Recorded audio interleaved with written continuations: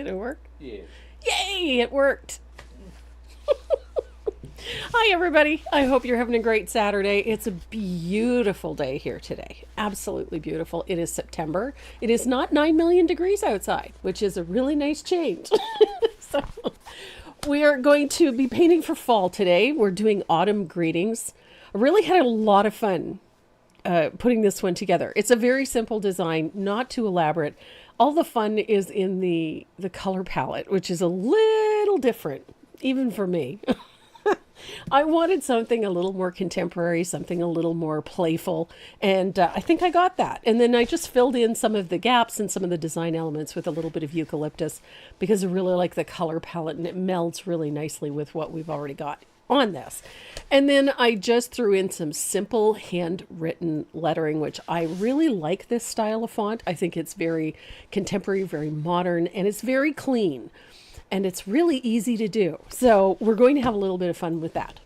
So before we get to the painting, I do have a couple of thank yous I have to send out. To Linnell, I got a beautiful card from her this week. It was just so sweet to get. And it just made me all warm and squishy inside. So thank you, Linnell. I appreciate the card. And to Linda Safranco, as always, this woman is a little workhorse. She is just amazing. She does so much stuff behind the scenes so that I can do this and run the membership group and whatnot. She is just phenomenal. So I wanted to send out a big hug and a big thank you to Linda.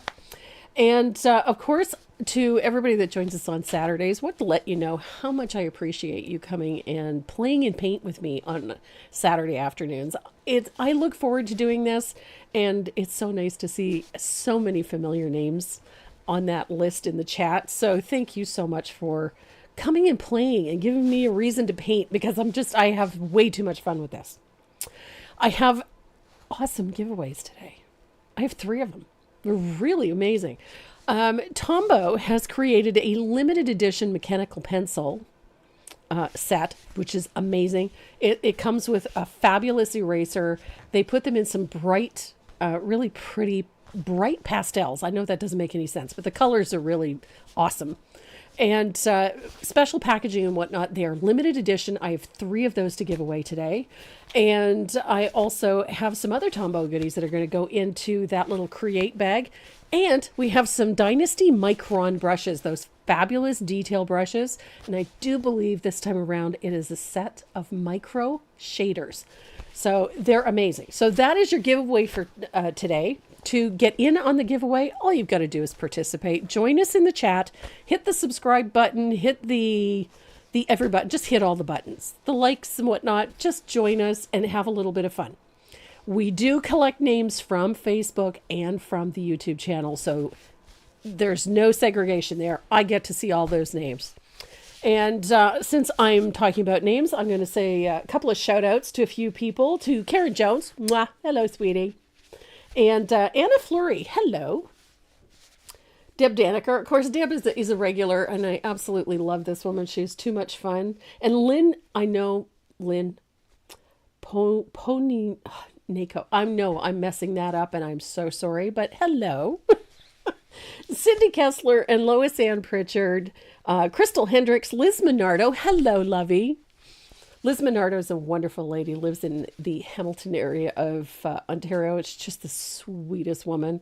Her and I had so much fun when I bunked at her place. She's just a blast. And Paula Vaggie, hello, Paula. And Kathy Pruitt. And Robin Storm and Nancy Lewis, hello. I'm so glad you guys are here. This is my favorite time of year. I absolutely love the fall. It's the only time I'm not dying of the heat and the humidity. And the hair behaves. It's the only time. So anything to do with the fall, I'm all over it. I absolutely love it. The weather, everything about it. Color schemes, everything. So fall is my favorite season. So don't be surprised if we're going to be doing a lot of that for the next few weeks.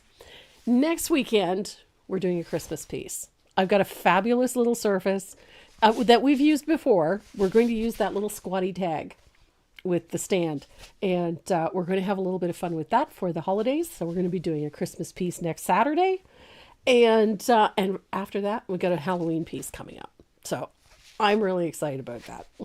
I don't do a lot of Halloween, but I've been playing with this design idea for a while, and we need to do one. So we're going to do one. And let's see, what have we got here? Ooh, Ottawa area is getting the heat and humidity back. I do not envy that.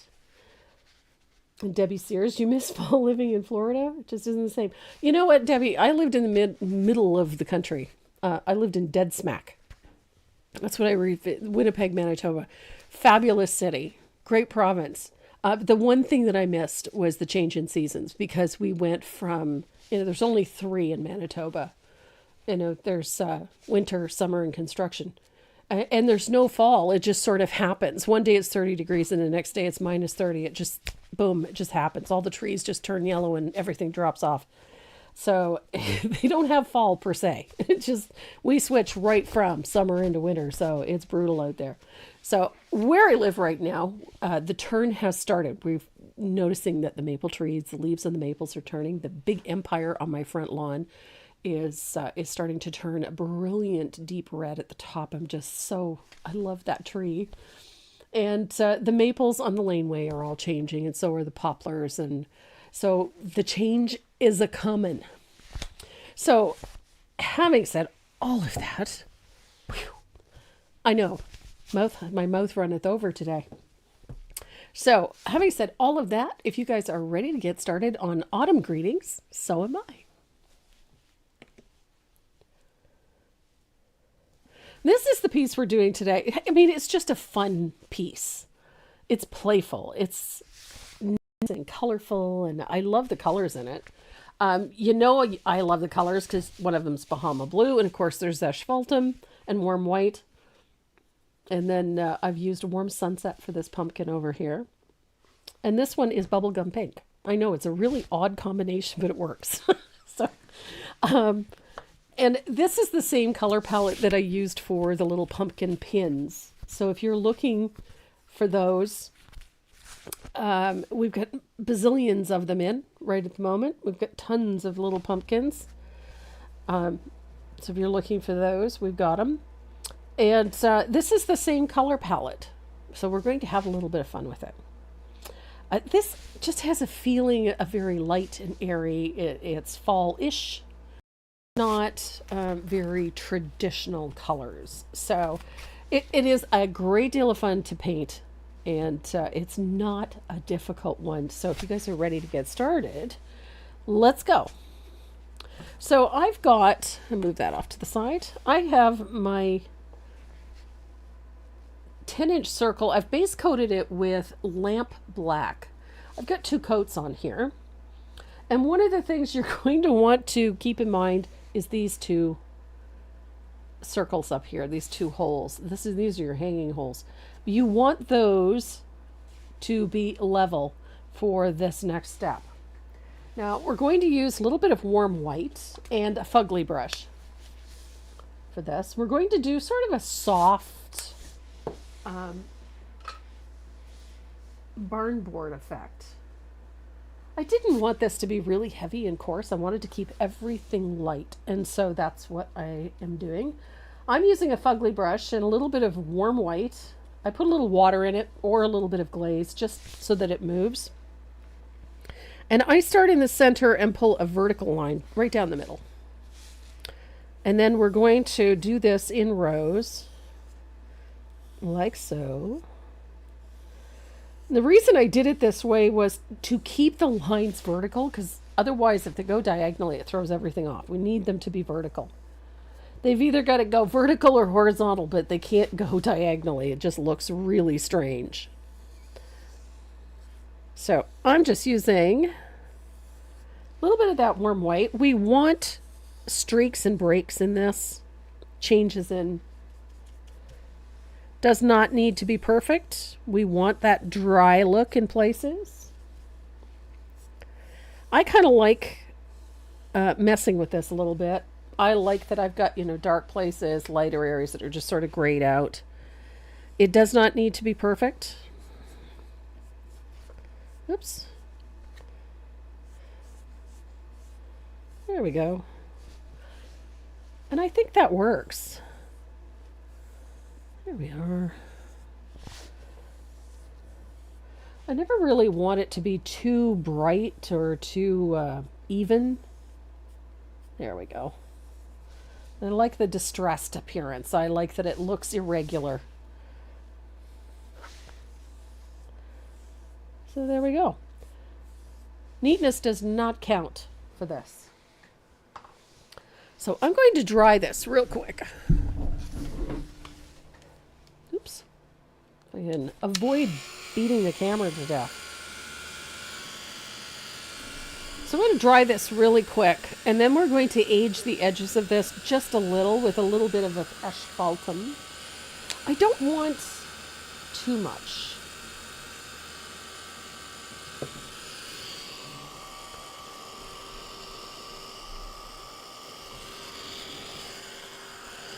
This to me is just such a fun and very appropriate for fall pieces. I just love it looks.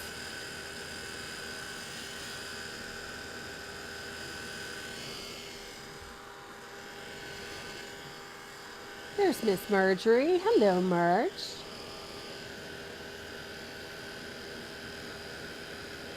Oh, yes, Donna, crackle would be pretty too. Nice big crackle would be really pretty.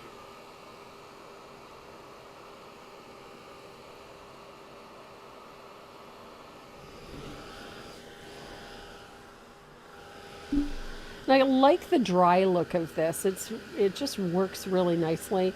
I didn't want it to be too flat. I wanted it to be light. So we're not going to go too heavy with the antiquing at the edges. I'm not, even the chipped edge is going to be fairly subtle. I do like a chipped edge. But I like to do the shading first. I just want to make sure that everything is well dry before I do that. Oh, that looks pretty good. So I'm going to use a nice big angled shader.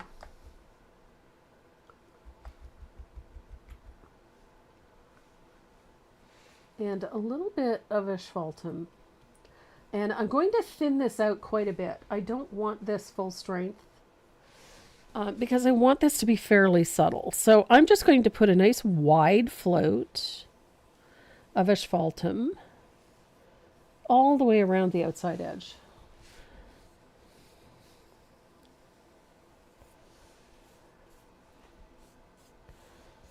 And again, it does not have to be a perfect float.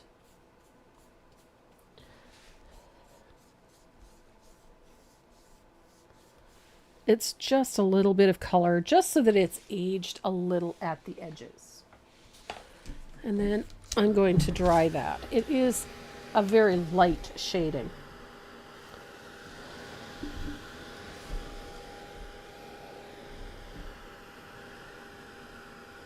And then as soon as that's dry, we're going to use a rigger and some lamp black.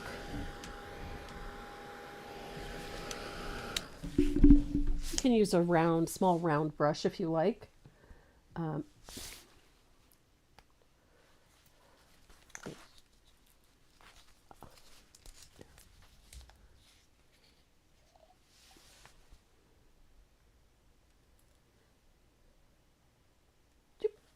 I don't need a lot of black, but just a drop. And we're going to thin that with a little bit of glazing medium or a little bit of water.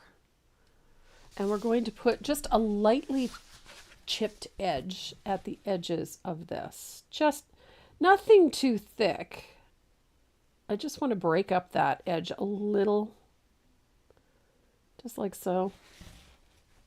I love this look, and it works really well with so many things, but works particularly well with this weathered wood. And it's very appropriate for this type of painting. It's so simple. So, as you can see, it's not a heavy chip. We're not doing a ton of it. And I'm only coming about halfway. We don't need to go everywhere because the bottom portion of this is going to be covered. So just a nice little chip along the edges, just a push-pull. Doesn't have to be anything elaborate. Just roll the brush along the edge, just enough to give you a little bit of a chipped edge. I like that distressed appearance for any country style or farmhouse style, or in this case, something autumnal. It's cute for Christmas stuff too. I'm just going to put a little more over here, just so that it comes about halfway, because we're going to be putting pumpkins on there.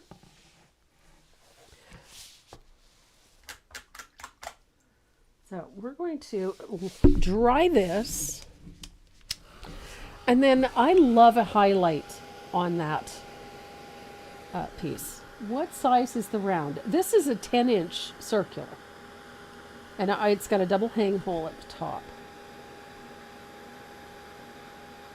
Now, one of the girls had a piece at home that she was working on, and unfortunately it was 11.5 inches, and she was concerned the line drawing wouldn't fit. The solution to that is just finish this the way that I've done here, and then make a lined border with either a paint pen or even a Sharpie will do, about 1.5 inches in, so that that inner circle will hold that. And then you'll just have a nifty little barn board trim around the outside edge. There's a million ways you can make a design fit a surface. Doesn't have to be exactly what I've used. So, I was playing the other day with my Posca pens. I love these. They're just so great for so many things. These ones here are it's an 8-pack, 8 different colors. This is a 0.7 millimeter. These ones have that finer tip, and I really like that for some of these detailed pieces. You know, things with some fun little details. Here we go. If I can get it to... This one's almost had the biscuit, I'm afraid. Here we go. So, I like to use that white pen or marker. And of course, it's chosen now to run out.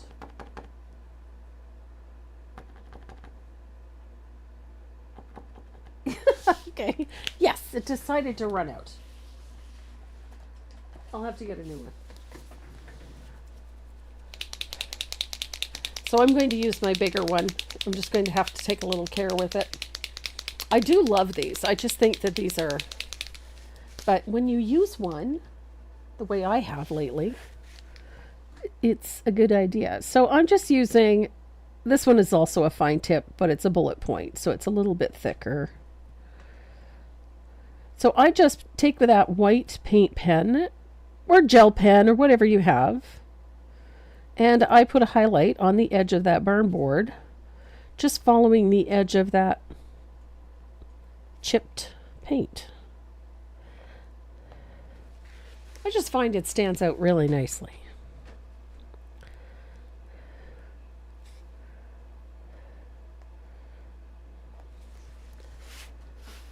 And it's kind of fun. But you can use a white gel pen. You can use a paint pen. Or if your hand is really steady with a liner, use your liner brush and a little bit of thin warm white. That will work too.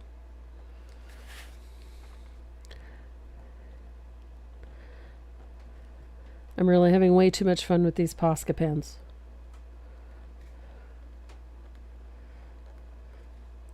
So I have been diligently cleaning out my studio. We had the village yard sale last week, and it was so much fun. We live in a fairly small community, and once a year we have this massive big village yard sale, and the whole portion of Springwater out here, everybody gets involved, and it's a lot of fun. And so we had a great deal of fun. It's an opportunity to, get rid of some junk that you've had kicking around the house and spend some time chatting with neighbors and the like. So it made for a very nice weekend. The weather threatened, but it actually held off long enough for us to get everything done. So it was nice. A lot of fun, made a little money, and had a good time. So that's all that's good. Posca pens, I get them from. I got one set from Amazon. The other set that I got from Dick Blick. Yeah.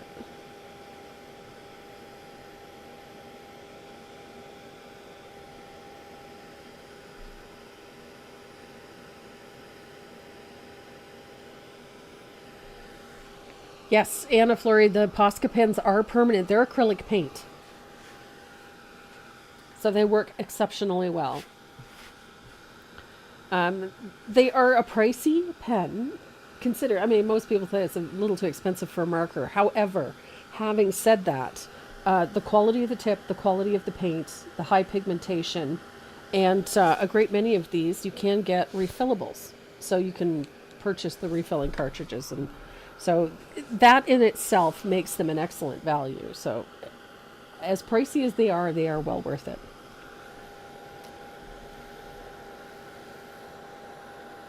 Cheryl D'Agostino. What kind of printer did you buy, my dear? Hello, Elizabeth.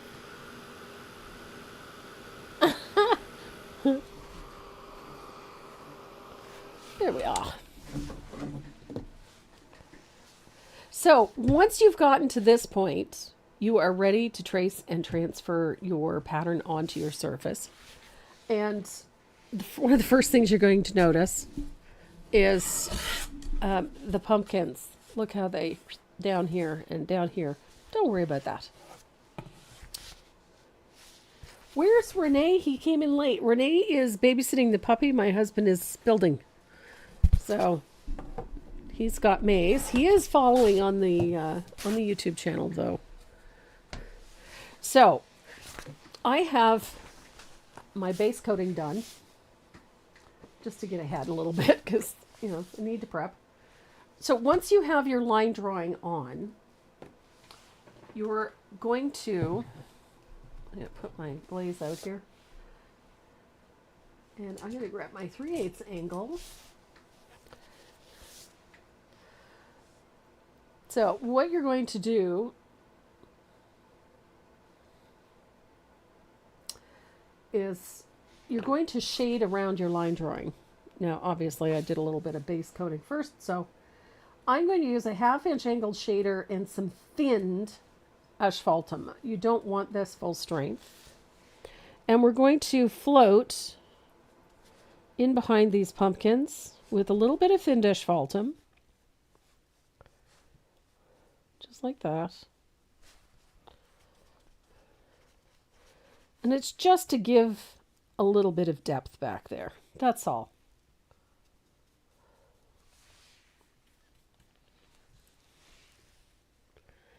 You need to have that little bit of depth back there.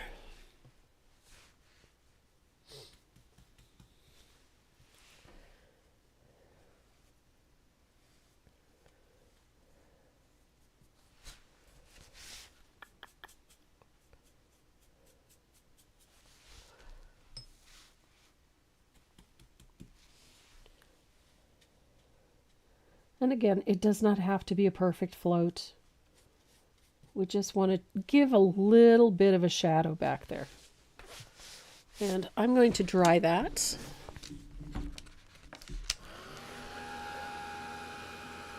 And good morning.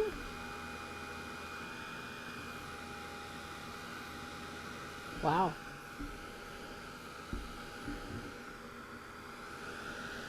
Hello, Anne. And Carol. Hello, Carol. And Cindy Service. And Brenda Owen.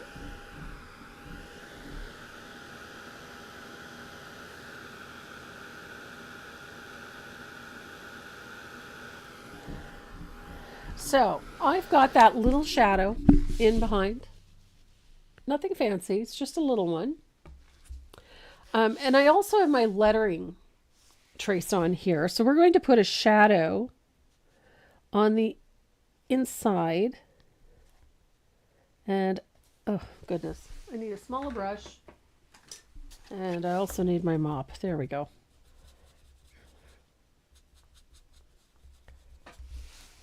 Okay. 3/8 angle, so I don't mess this up again. We're going to put a little shading on the inside of the lettering and on the outside right of the lettering, like so. This is just going to lift that lettering up a little bit. Just so that things don't look quite so flat. God forbid we should do anything that looks flat. So, and then I'm going to put a little shadow on those undersides. Those little lines there, we're going to put a little shadow under there. And on the inside curve, like that. So those little shadows just help lift that lettering off of the surface a little bit. It's going to create sort of a cast shadow. And we're going to do the same thing to the word greeting.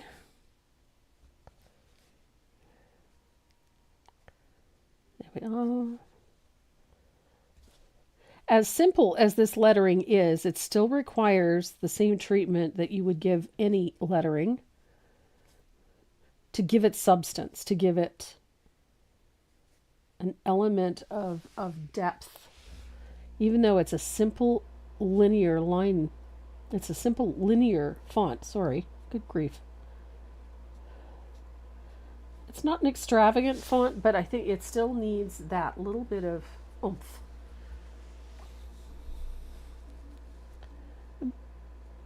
Becca Buckner and Beverly and Cindy Roberts. Molly Ann Stocks. Hello, sweetie.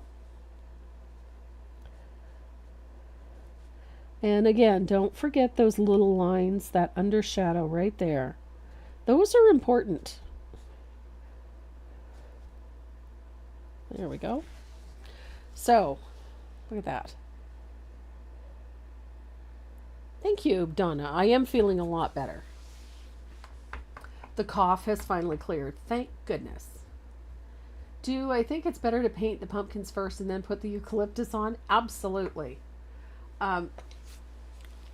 So while that's drying, let's talk about the base coating on this. I have one coat of each color on here. As you can see all of my line work through it. All of the leaves show through, so I can still see it. Just like that. And we're also seeing some of that texture from that wooden background, which is okay. It's perfectly fine. It doesn't matter. So I have only used one coat. And I know that that sort of goes against the grain, but I frequently do only one coat of a base color. Very frequently. There's very, very seldom do I use more than that. Simply because we're going to be putting so much other stuff on top of this that it really doesn't matter. So I'm going to, and you can do these in any order you like. I've done them in this order, but you can change them up.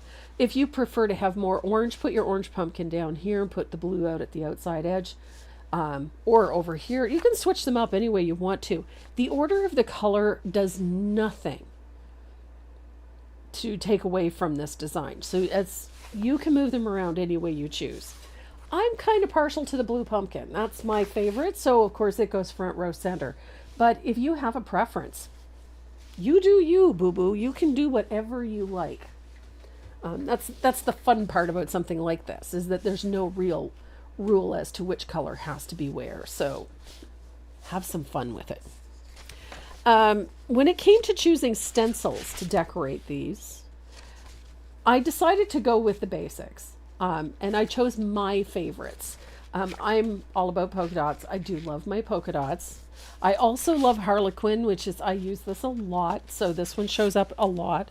And I really like checks lately.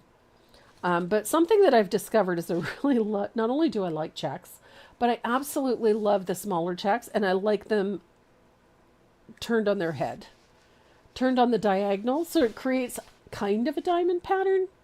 And I really love how it looks. I think it just works really nicely. And this is such a fun piece. So the whole point behind this is just to have some fun. So I was thinking, in my infinite wisdom, I might change this up a little bit. And I think I might put Harlequin there.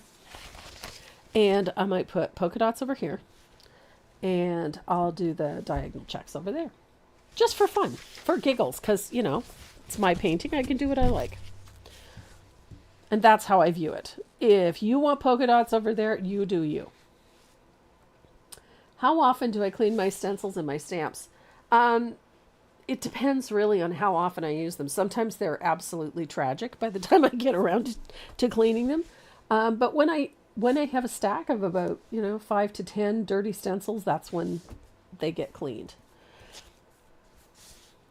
Which usually doesn't take very long. Yes, cleaning stencils is a job, especially if you let it go too long.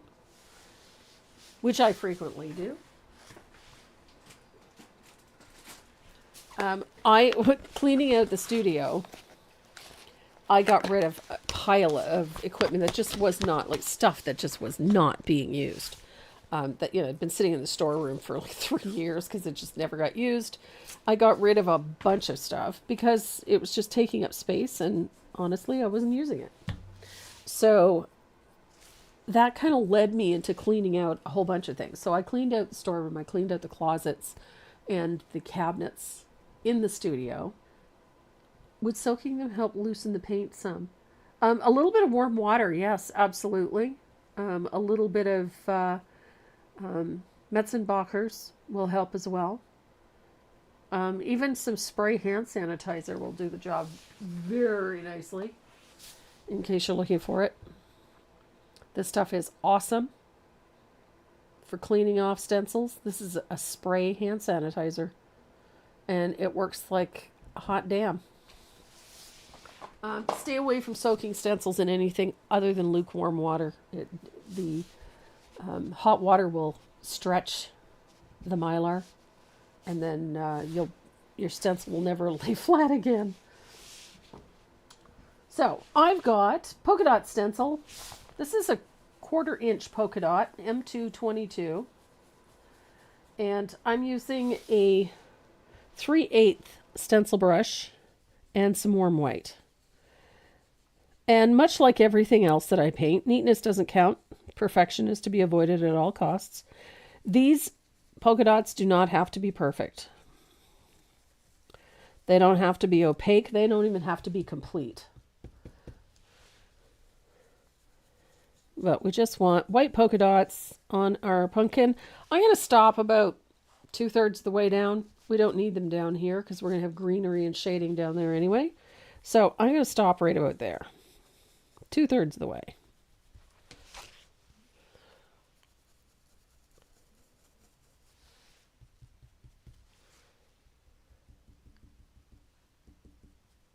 There we go.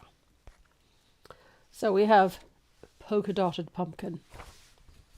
I'm going to salvage my tape. And I'm going to use this little mini check and come over here. I like it on the diagonal. That little check is just cute on the diagonal. And we're going to do the same thing.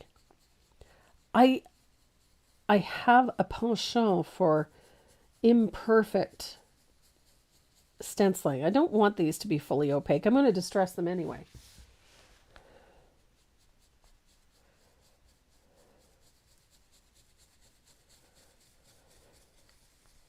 So, going to put nice little white polka dots or checks on our pumpkins.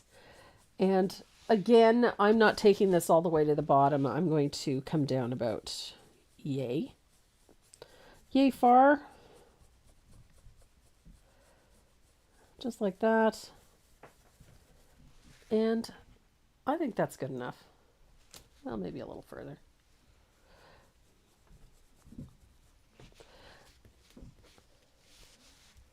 And there we have Little diamond pattern on there. Now, I absolutely love my Harlequin stencil. This is probably one of my favorites, next to my postage stencil, I think. I use this one. Oh, Kelly, no problem. Happy to help. So, white Harlequin, again, don't worry about getting them absolutely perfect. They don't have to be complete. They don't have to be opaque.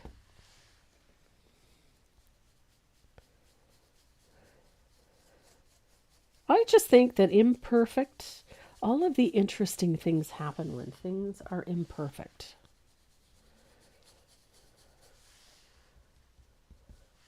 And this just makes things so much more fun if you don't have to worry about things being just so. Hi, Peg. And Bobby Corey, hello. Oops. A little too much paint in that brush this time around. That's okay. Again, I like the imperfections.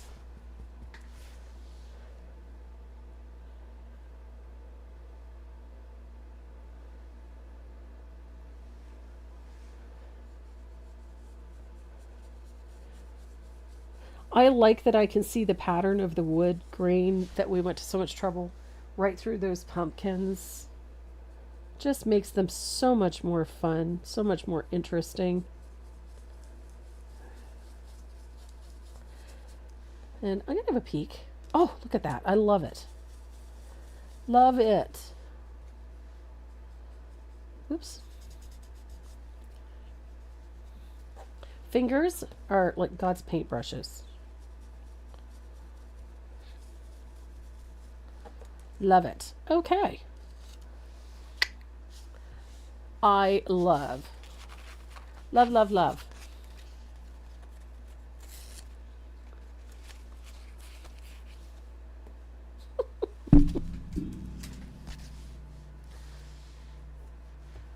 So easy. So I'm going to make sure this is good and dry.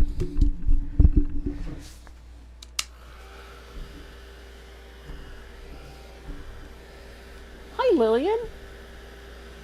Oh, from Tropea.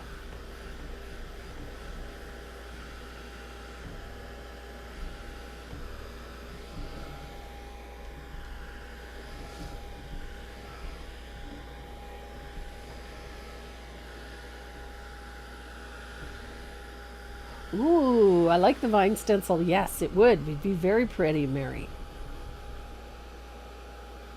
I went with simple pattern, but it doesn't have to be.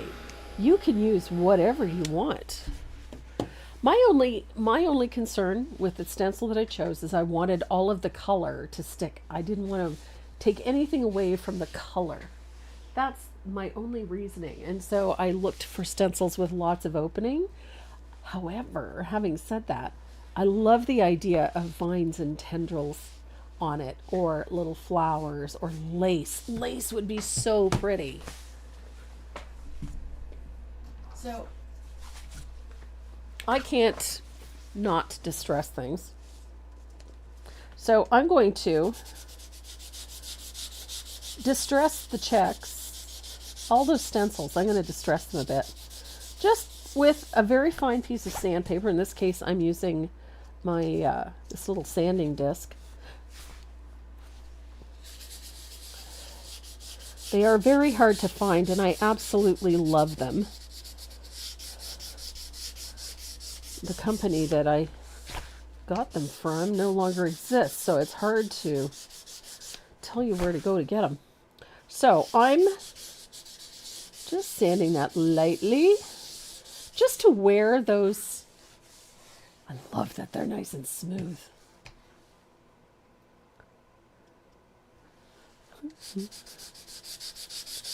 And I'm going to sand this one.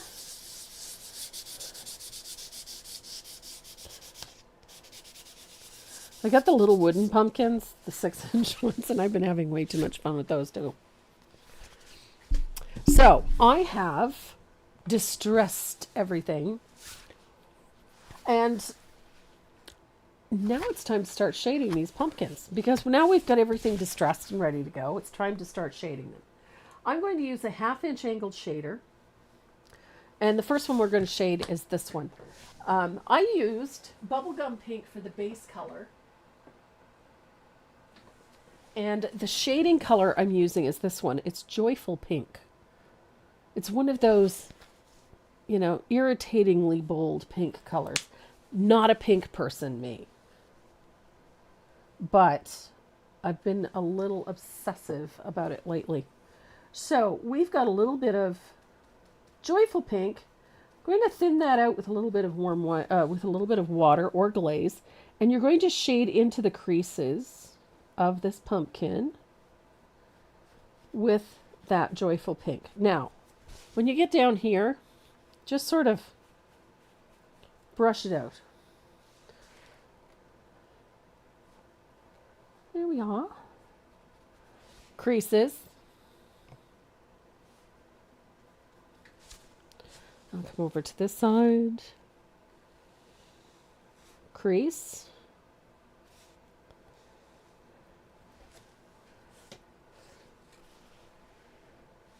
So I like the idea that I can come down here with this pink. This is a very strong color, this Joyful Pink. It's joyful, but it's a very intense pink. So you're going to shade all of those little humps and creases with that Joyful Pink, and then you're going to shade in behind the blue pumpkin with the pink. And you're going to bring that pink all the way down into this area here. And then we're going to shade the bottom of this center portion right here, like this. So darkest value right at the bottom. Okay, like so.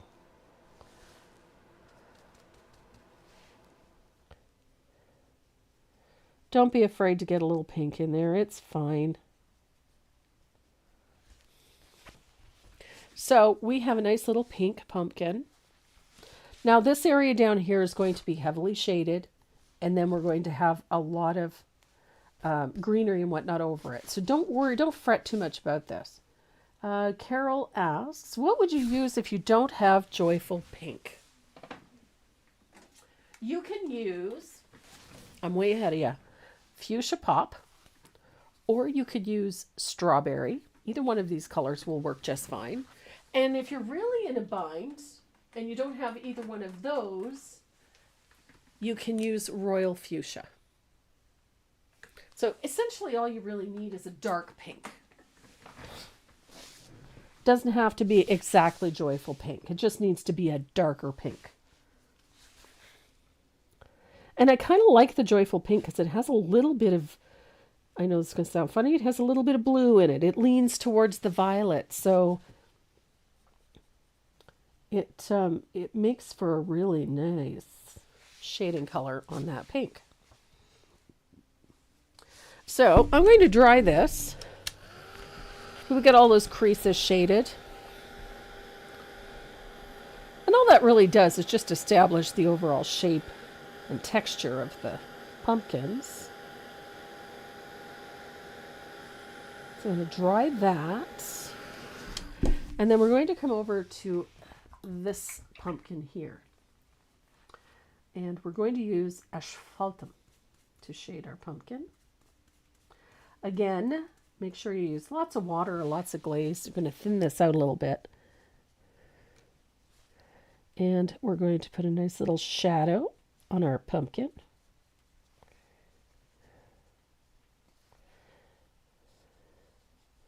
Same rule applies. Keep in mind that this pumpkin, this area down here is all going to be shaded.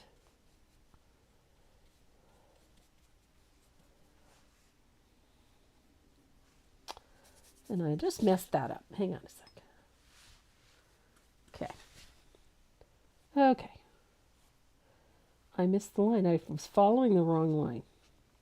There we go.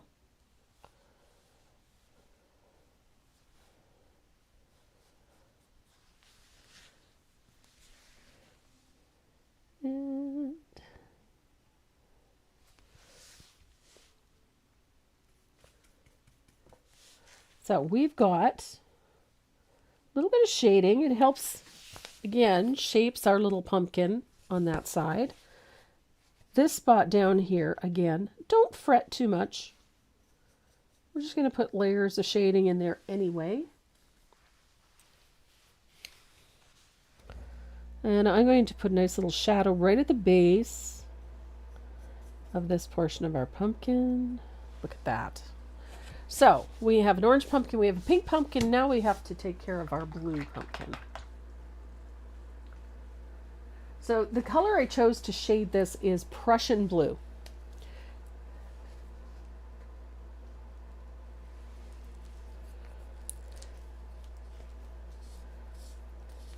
Now, Prussian blue is an extremely, oh goodness, what did I just do? I dumped half a gallon of Prussian blue out on the counter. It's an extremely vibrant blue, and it's a very intense blue. So we're going to use very small quantity and lots of glaze to make it very transparent. And we're going to shade our pumpkin in those creases with that Prussian. Just like that. And I think I got mine a little too strong up there, so I'm going to blend that out a little. There we go. So all of those creases are going to get a float of Prussian blue, just like that.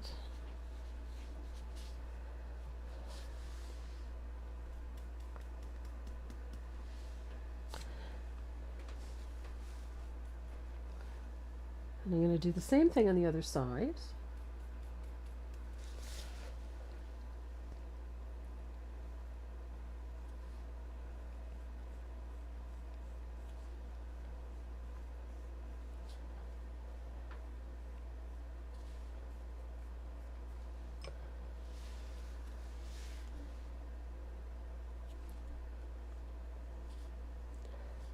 There we go.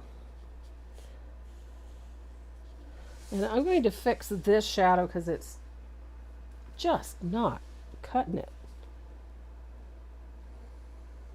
There we are. Okay. Now we're cooking with gas.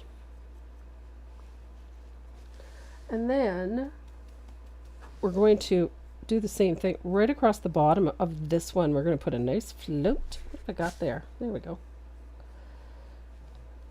All along the bottom of our pumpkin, we're going to put a nice dark float right at the bottom.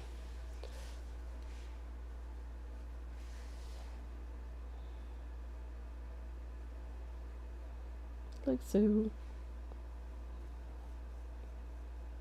I love Prussian blue on Bahama blue for a couple of reasons. I like the depth that it creates. But it has almost a greenish cast to it when you put asphaltum over it, which I really like. So I'm going to dry this. And then I'm going to put a shadow on this portion here, but on the right-hand side. As you can tell, our light sourcing is up here and coming in from the left. So upper left, so right about here. So that means I need a little bit of a shadow on this side of this centerpiece. And just reaching the top. Like so.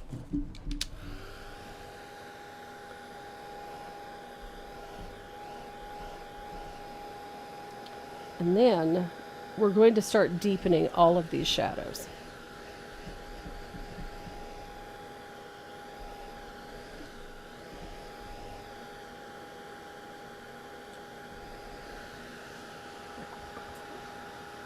So I tone all of my shading with asphaltum. It's just my default color for toning. So I thin it out. You don't want it full strength. Thin it right out. And you're going to go right over top of all of that Prussian blue with a float of thinned asphaltum. And that means that shadow as well.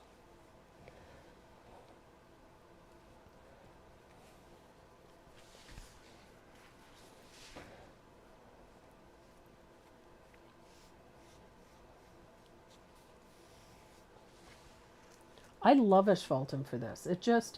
It ages things nicely, but it tones things really nicely.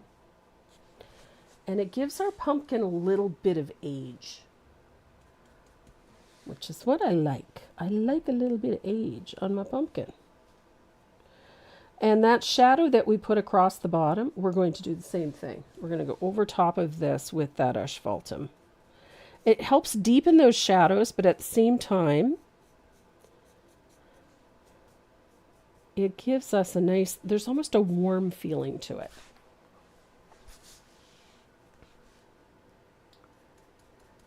And I'm going to do the same thing to the pinks.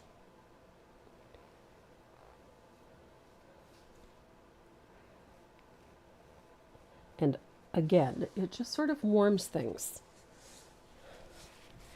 Deepens shadows very nicely.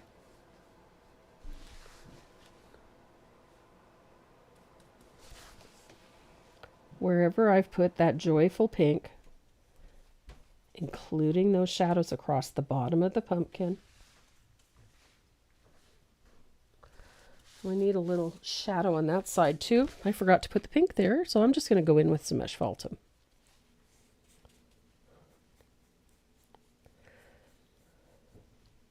I'm a major fan.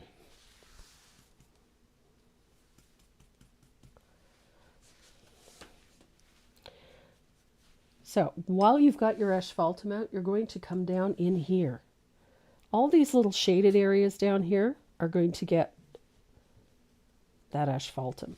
And we're going to deepen them even further. Pumpkin. Going to deepen that shading. Deepen there.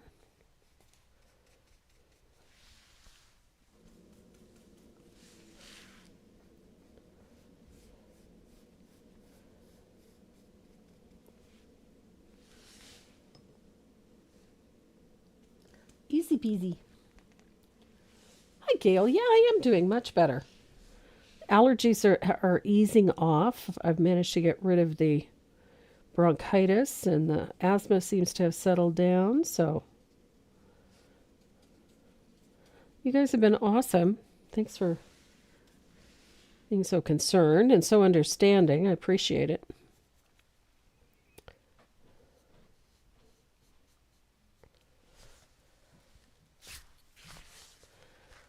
Here we are. I love asphaltum. I know you're terribly surprised by that, but there we go. So I'm going to put a little shadow on this side of my pumpkin now that I've got the other shadows established. There we go. We got pumpkins. So I'm going to dry all of this.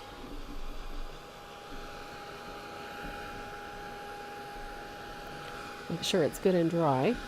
We're going to start layering in some highlights. Thank you, Charmaine. What is this? She goes over whatever the big trick, Patrick, is making sure that whatever you go over is already dry.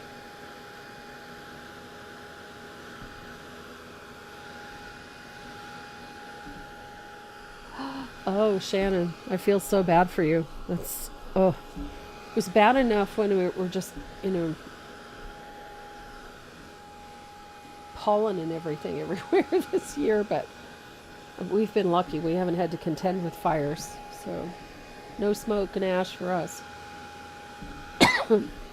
So we're going to have a little fun with a dry brush.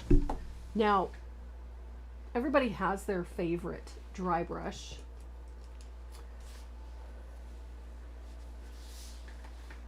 And like everybody else, I do too.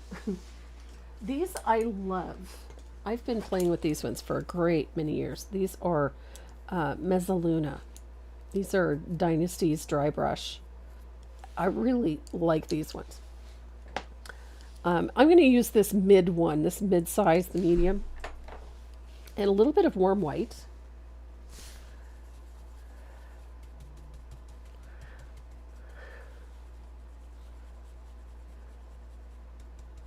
good, Heidi. I'm glad you got it.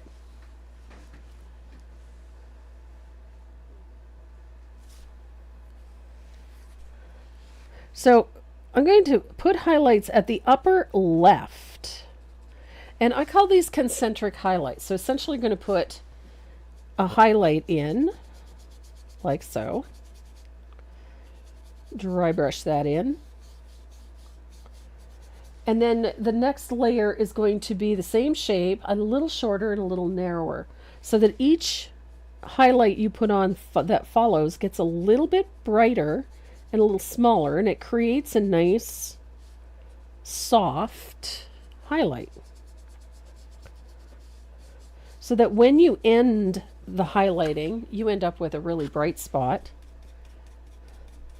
for that light impact point. So the brightest spot should be where the light strikes it first.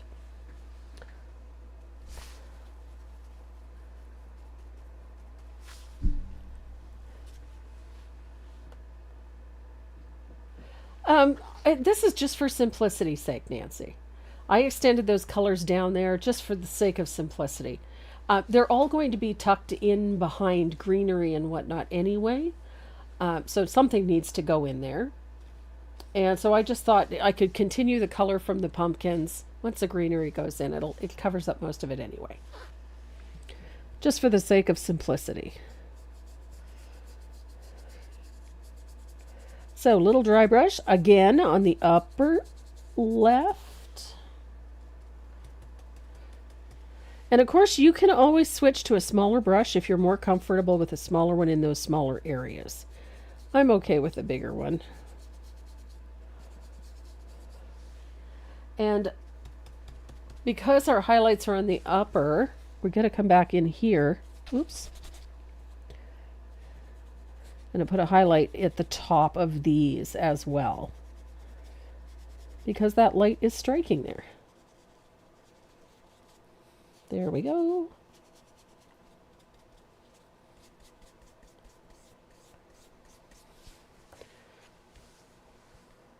And I'm running out of white paint. And we're going to do the same thing on the pumpkins, the other pumpkins in the back there. And at this point, if you want to switch to a smaller dry brush, absolutely feel free. You don't have to use exactly what I use. Use what you're comfortable with. It's a dry brush. It's going to give you the same effect anyway. So there's our little highlight there. I think I am going to switch to a smaller one for this. Oops.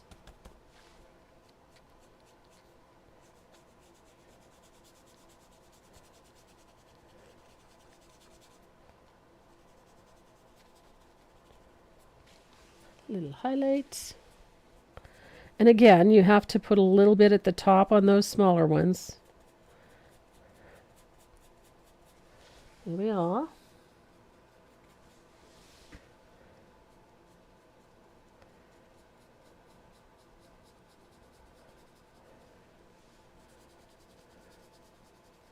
Now, something that I just messed up that I should have pointed out to you. I'm using a little bit of sunset gold.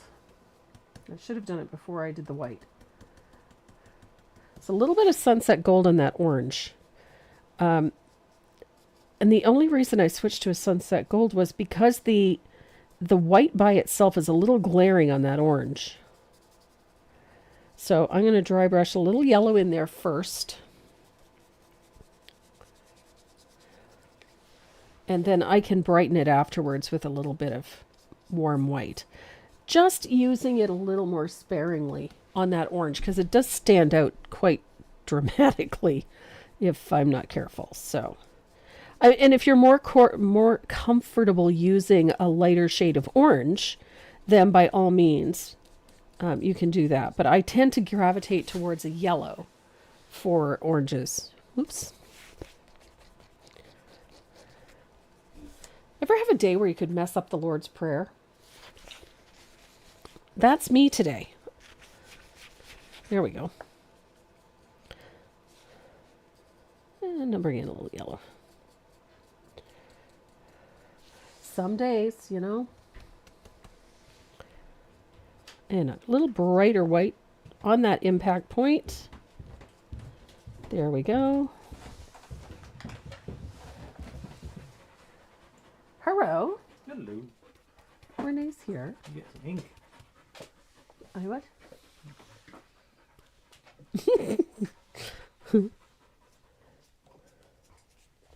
So, little brighter impact point, which just means a little more pure white, just to brighten those spots where the light strikes the top of the pumpkin. I hear doggo. You hear doggo. Yeah, she sounds like a An idling Harley. like an idling Harley. Yeah, that's exactly it. Oops. Here we go. Et voila. Hi, Mies. Hi, Bubba.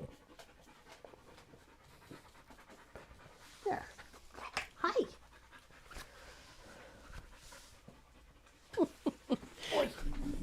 So I'm going to dry that real quick.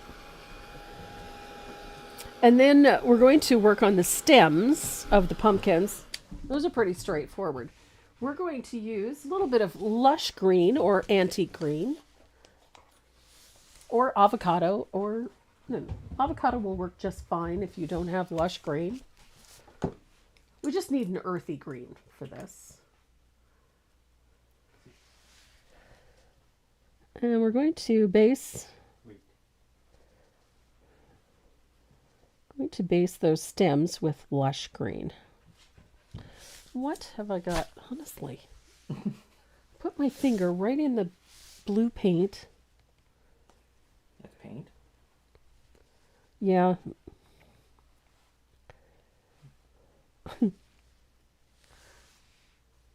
It's your Prussian blue? It's my Prussian blue. It's kind of watery. I don't know why it did that, but there we go.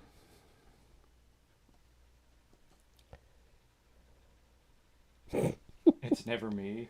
It's the brush or the paint. Hello. That's up the Lord's Prayer, yeah. Oh, yes, I can definitely manage that on many occasions.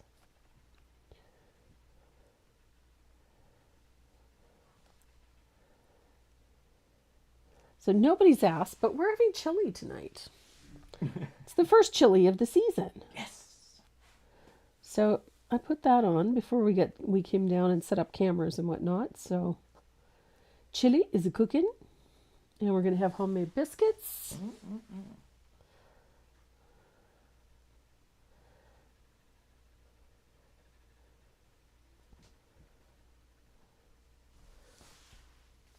Truth shall set you free. Hello. That's a new name. That's Lucy. Oh, is it? Oh, goodness. Hey, what are you doing out of your spot? He just came in from a training session, I'm assuming, based on the panting. No, it was more of helping Dad. Oh. And keeping her occupied with the ball. Aha. She does not like to be ignored. No. No kidding. I have the teeth marks to prove it. But we did do a training session at the same time. I kind of figured. Yeah. Raffin perked up when she heard your voice. Hello to Miss Maze. Really? Hip checking everything? Yeah. It's Lucy Renee. I couldn't help myself. Venison stew with mashed potatoes, carrots, and peas from the garden. I can do it without the taters. Mashed potatoes? There's no fucking in it, yeah? Oh, I know. You like them done the Irish way. So, we've got the stems in. This part is really super easy. We're just going to use a basic shade and highlight on the stem. Nothing over the top. The highlighting color that we're using on the stem is Margarita. And the shading color is Plantation Pine or Lamp Black. Oh, Jessica Killer's wondering what the Irish way is. The Irish way is made with a ton of butter. A ton of butter. Right? No, say it right. A ton of butter. Butter? Say it You're right. missing a certain F word. No, we're still trying to maintain Oh, that, right? 30 seconds after the video started, so. Farking. Farking? Farking. Farking. That's it. You need a ton of butter. Boil your potatoes. You need butter. You need cream. Heavy cream, preferably, but 50-50 will do. Or half and half. And you need shallots. Not shallots. Chives. Not chives. Green onions. You need green onions. And lots of them. So about a cup of green onion to about 6 potatoes. You need a half cup of heavy cream. And you need a half pound of butter. You might or might not use all the butter. Depends on your potatoes. So you boil them, mash them dry. Don't add anything to them until they're mashed. So mash your potatoes dry and leave them to the air for a little bit. And then you can add your butter in small increments until you're satisfied that you've got enough butter in there. Add the cream to them, give them a good mash. Just before you serve, throw in all of the green onion, mix it in really, really well, and cover them until you're ready to serve. That's the Irish way, darling. Loads of fat. Tons of her. Just tons of her. So we're going to shade our stems on the right side. Remember, our light source is up here on the right or on the left. So everything gets shaded on the right. So nice little float of either plantation pine or black green. Either or. Just like that. Cheryl, you're awesome. What? Let's get the puppy fun going. Couldn't agree more. Further up. I missed it? What did I miss? $10. Oh, right on. Hey, $10 buys a bag of dog food. Yep. That's how I look at that. Maze, what are you doing? Every little thing helps. You looking for pumpkin? Our local shelter actually got a Malinois that was brought in. She was running loose on her own. 10 months old. 10-month-old little female. Beautiful puppers. But she's a Mal, so she has a lot of requirements when it comes to keeping her exercised and mentally stimulated. She is a Mal. We intimately understand the requirements of what a Mal needs. She's trying to get in the chair. Oh no, she decided to get in your arms. Now that you're up, now what? Okay. Miss Maze.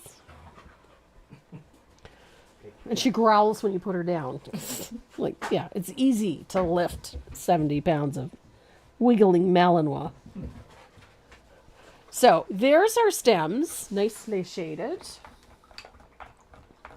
Hi, Shelby. And Kay, hello. Alright, up. Upstairs. Obviously, I didn't drain enough energy out of you. So on the highlight side, which in this case is the left side, we're going to use just a little float of Margarita.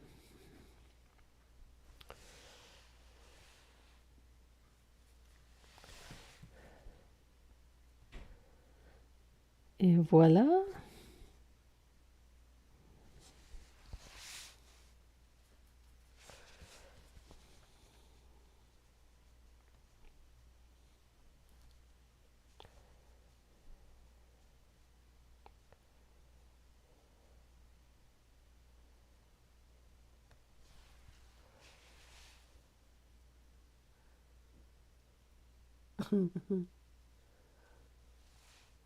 Just making sure.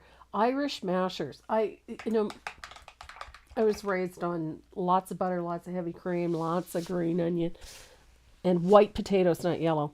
Um, that's what I was raised on, so that's what I cook. So we've got our highlighting in, just like that. I'm going to make sure this is... Now, I want to tone that green so that it ties to the rest of the colors in this. So I'm just going to deepen the shading with a little float of asphaltum. That little float just brings everything into balance. You don't need a lot. It's just enough to keep everything in balance. So there we go. We've got nice little stems. Now, if you're feeling really energetic, you can take your small little dry brush, assuming I have one here somewhere. I'm going to use a little filbert. I can't find my dry brush, my teeny tiny one. So I'm going to use a filbert and a little bit of warm white. I'm just going to very lightly dry brush a little highlight in here. Just a little. It doesn't need a lot. It just brightens those highlights a little and brings them in line with the rest of the highlights.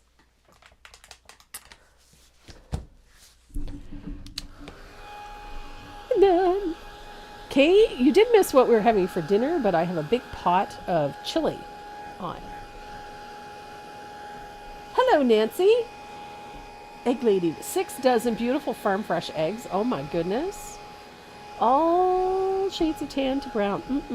I love brown eggs. So, we've got all our shading and our highlighting in place. I want to come down into these areas here. I'm going to bring a little more asphaltum down there. I just want to deepen these a little bit. Just a little. I like these areas to be a little darker, but they don't have to be perfect. We're not looking for perfection here.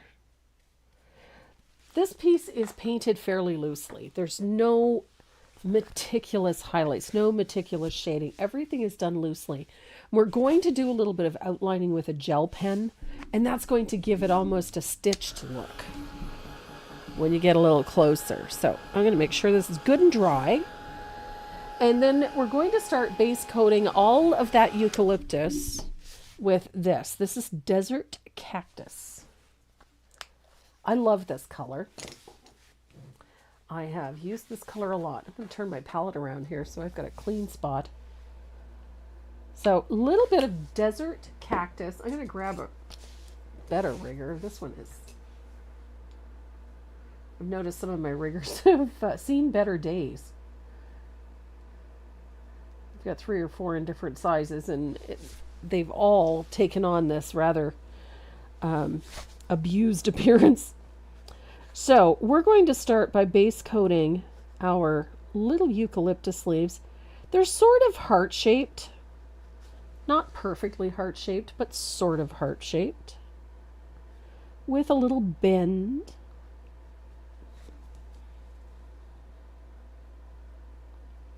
And I really like this Desert Cactus color. This green actually works really well with that Bahama blue. Because it has sort of a blue undertone. There's like a little cool value to this green. And so it balances really nicely with the Bahama blue, but it contrasts really nicely with these 2 colors as well. So it just works.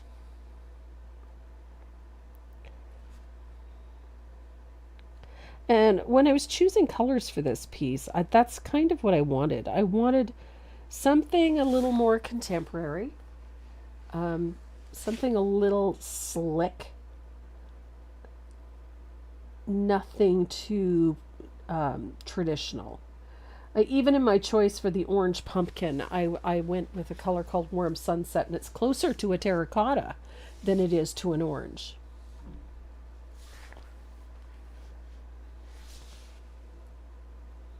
And so it needed a warm tone, an earthy tone, just to keep it in the fall flavor. But at the same time, I didn't want it to be too close to a traditional color. So I chose Warm Sunset because it has that nice earthy feel to it and less of an orange and more of a terracotta. And that appealed to me on a great many levels. And of course, when I put this line drawing on, I did it with gray graphite.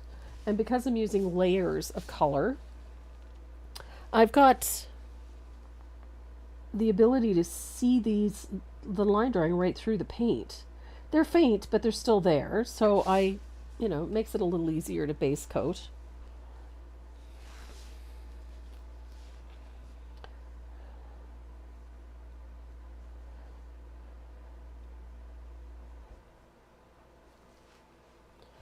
And it's just such a great color. This desert cactus is it's a yummy tone. And we're going to cool it off a little bit more too. We're going to use a teal to shade this with. The fun part about using a color like mermaid tail is that, it's a brilliant teal, is that it's very cool. And it matches and works so well with both this blue and this green. It's also a really great color that complements this orange. And it also complements that pink. So I'm using colors that are complementary to each other, but not in a very traditional palette, if you know what I mean. So I really like the fact that these colors work together. But I also like the fact that they're a little left of center, if you know. Not too traditional, but kinda. That appeals to me. And the fun part about doing eucalyptus is that if you find that you whoopsied and you didn't quite fill a space the way you expected to, you can always wing it and tuck a little heart-shaped leaf in. Just try to keep the number of leaves to an odd number. That's my thing. I like to keep things to odd numbers. So usually these little clusters that I have painted in here are 3 to 5 or 1 to 3. It's always an odd number. I don't like keeping it too even. So how fun is that? And this although it's sparse, this little bit of eucalyptus just seems to fill this space, this void, very nicely. And it's a pretty color. So I can't wait to get that little bit of teal in there, that mermaid tail. I'm going to use a little bit of mystic teal. I like that tone, but I'm a fan of mermaid tail, so mystic teal is in that same ballpark. So it's just a little more transparent. That's all. Just a little.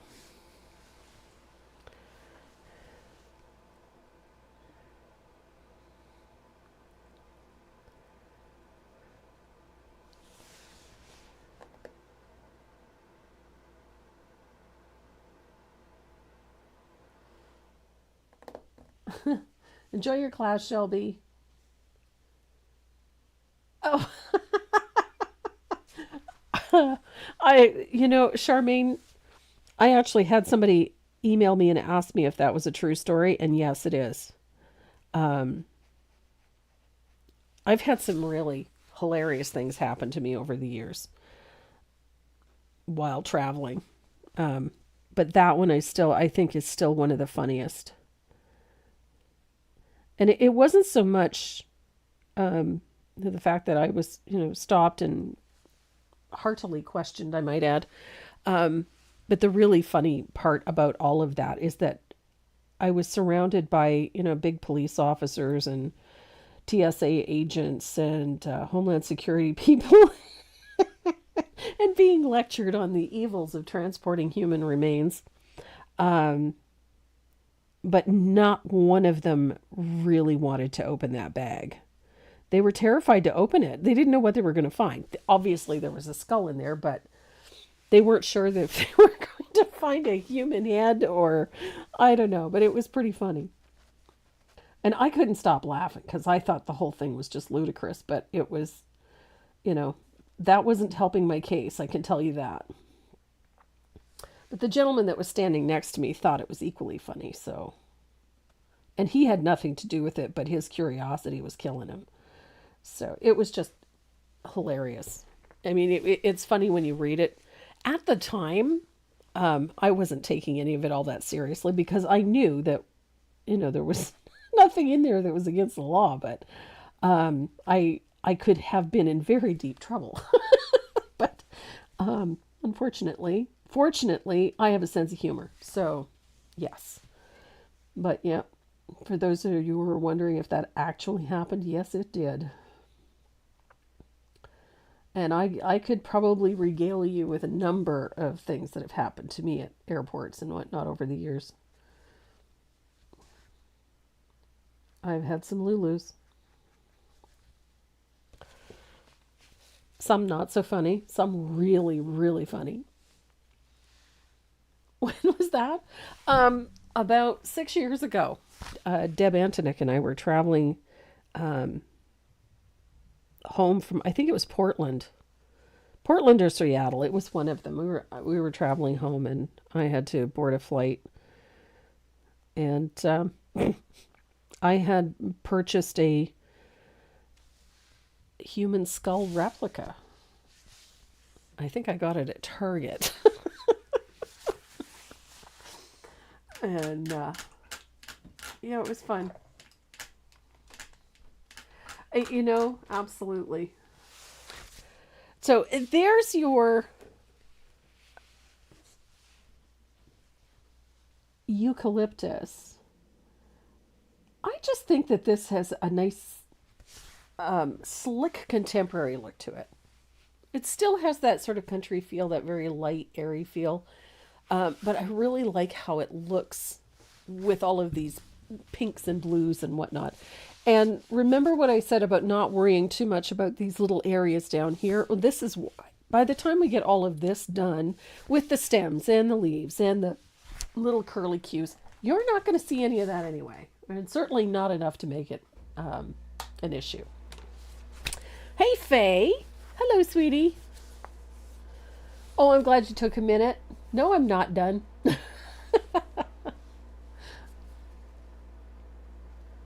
I'm glad you took a minute. Take a breather. So I'm going to dry this really quick. And we're going to talk about the shading color I'm going to use. We're also going to talk a little bit about shadows, but that's okay. It's, look how fun this is. And this, I mean, the original one, I just changed up which pumpkin got what, but it's just such a fun one to do. It does not need to be utterly perfect or exactly the way I did it on the original. You can choose whatever stencil you want. I just moved them around.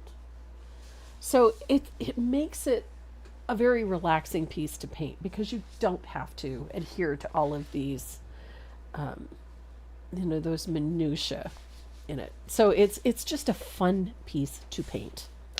So my shading color, I grabbed Mystic Teal. It's very, very close to Mermaid Tail. Very, very close.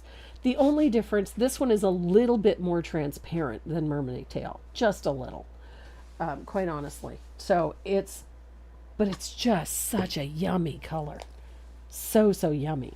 So we're going to use that for our shading color on the eucalyptus. Now, the fun part about these leaves, they do not have to be meticulously shaded or perfectly highlighted. If you want to take the time and do that, by all means. But this piece is going to have sort of a little distressed appearance to it. So if the floats aren't perfect, if the shading isn't perfect, if the highlights aren't perfect, don't worry about it. It isn't going to matter. So I need a 3/8 angled shader, little bit of Joe Sonia's Fast Dry. I'm going to blot my brush here. And a nice little float of Mystic Teal. And the shading, just like I shade most leaves, we're going to start with the shading at the base of the leaf where it joins the stem. And this one is just going to be a little U-shaped float like so. Right into that bottom. Not perfect. Just a nice little soft float down there.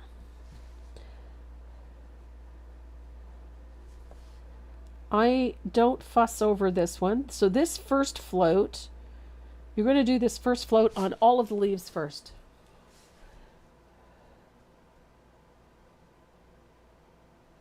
There we go. So it just makes the base of the leaf a little bit darker.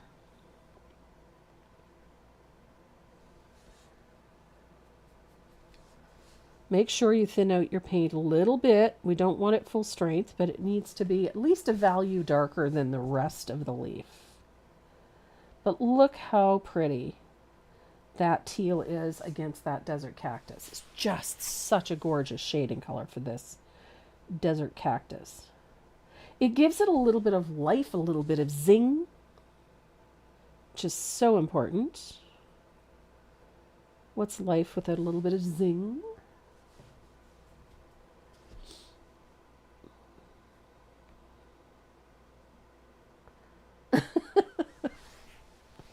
I have a very twisted sense of humor.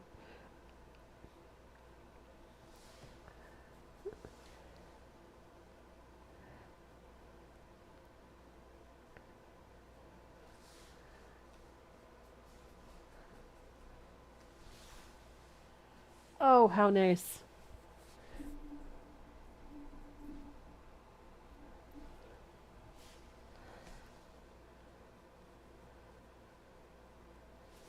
Somebody's watching birds take a bath.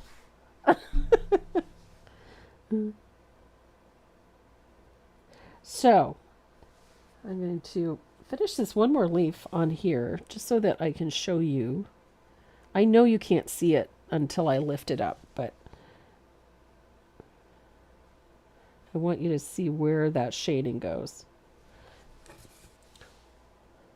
So it's down into that point and it comes up on both sides. So it just gives the leaf a nice little shadow at the base where it would join the stem. Easy peasy. So I'm just going to continue and we'll finish these out. I just love the look of this. This color combination works very nicely. I've used it before. I love eucalyptus mixed in with fall flower arrangements and things like that. It adds something to it. There's this nice little coolness to eucalyptus leaves that just does wonders for a fall palette. It just helps balance all of those warm tones. So when you throw a little of this cooler blue-green in, it just brings everything together really, really nicely. Yeah, it's just a V or a little U-shaped float at the bottom of the leaf, the entire bottom of the leaf. And because it's heart-shaped, it's an easy one to float into. And it doesn't have to be perfect. Who said it had to be perfect? So I bring it down one side, you shape it a little bit and bring it up the other side. So you get that little dark value at the bottom.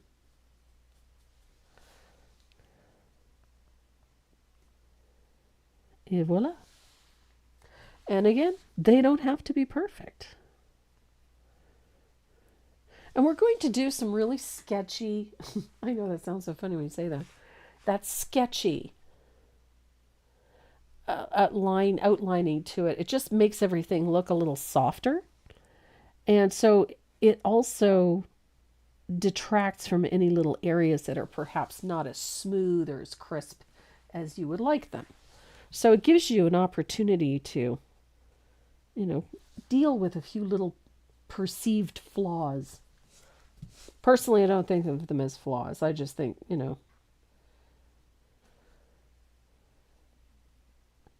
not everybody gets the perfect float. I don't think the perfect float exists. Not without, glazing medium and blending brushes and in this particular case, that perfection is not necessary. It doesn't do anything for the design. So have a little fun with it. Throw a little color on it. Anything looks a little rough or ragged, outline it. Do something to make it fun and make it yours.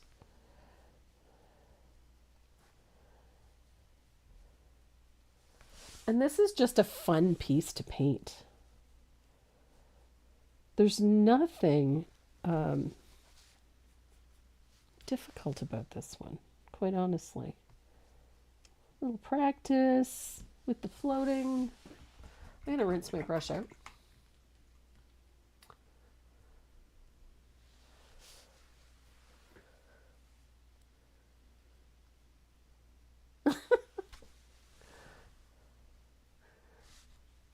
Metal ferrules on my paintbrushes got me into trouble a few years ago at SeaTac. They kept saying I had scissors. When they finally looked, the lady behind me said, "Death by paintbrush." I got stopped one time with my brush roll because of the ferrules. It literally looked like a bandolier of ammunition when you saw it on the X-ray. So yeah, I've been in that same situation.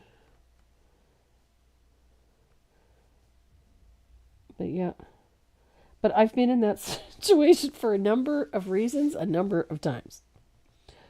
So, needless to say. I think at a certain point they just, tape your face to a poster and say, keep your eyes out for the, the little old lady with the brush roll.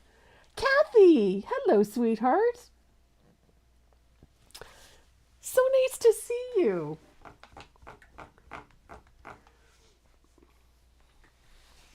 So we're going to dry this real quick, and then we're going to do the shading on the center vein, and then the highlight.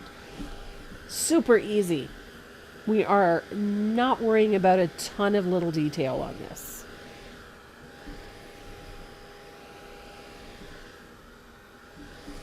There we go. So to shade, again, we're using that Mystic Teal. And again, small quantity of color. You don't need to have a ton of it on the brush. And you look at the direction that the heart is bending, and that is where your shading is going to follow. And it does not have to go right to the end. It can stop before you get to the end.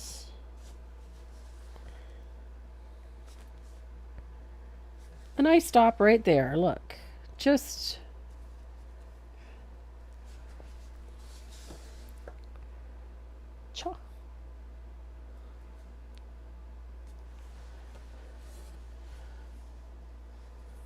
it's hard to see.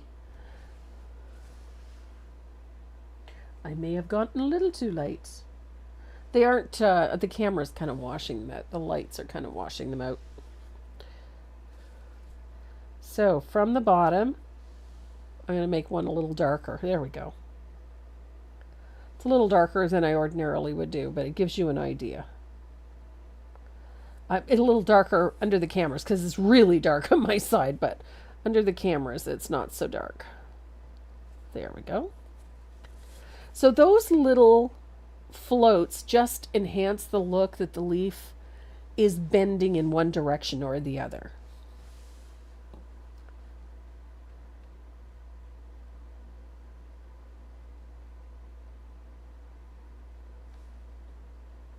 Just looking.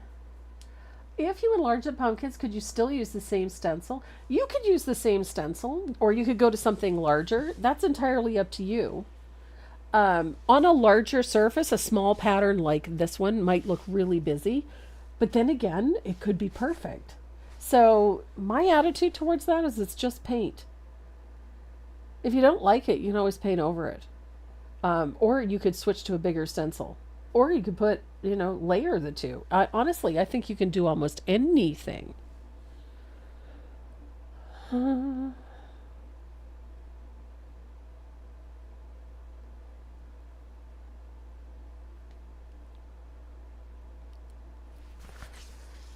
These are just a lot of fun to paint.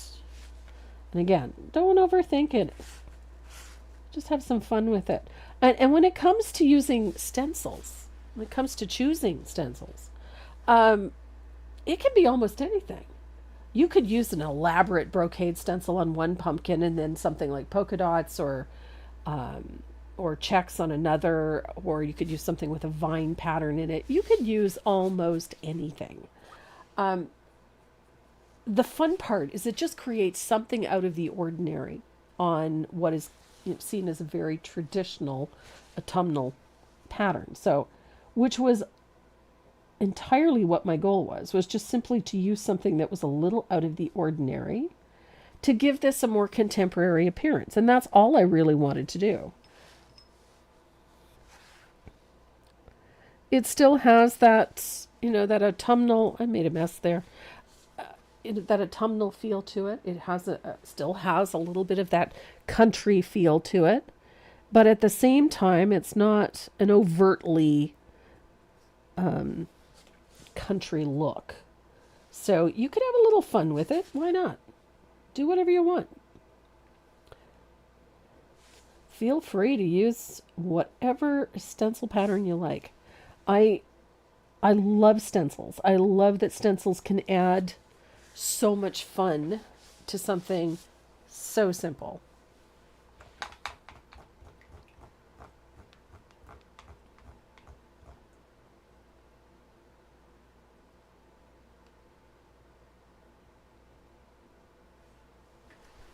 So we're going to dry those leaves and then we're going to highlight them.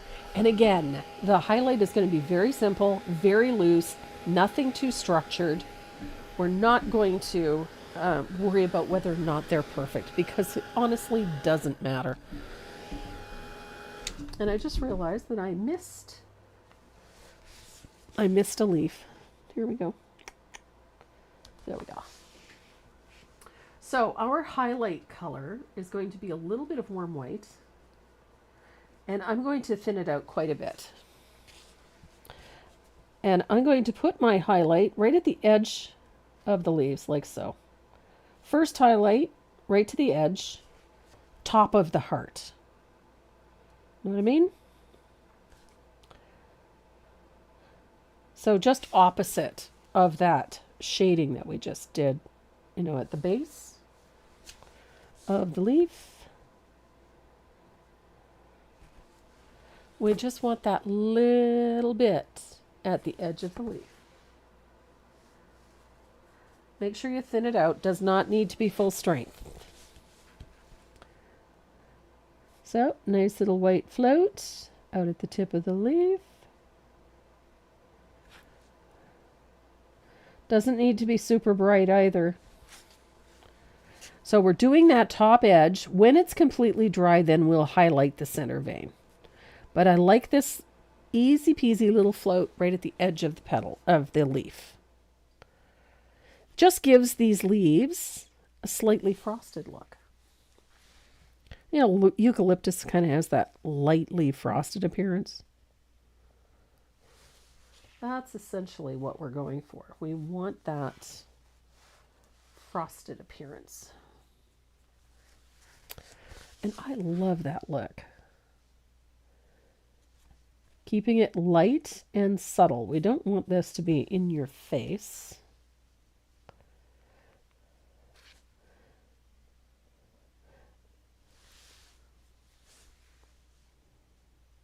Oops, daisy. That one's a little too much white. There we are.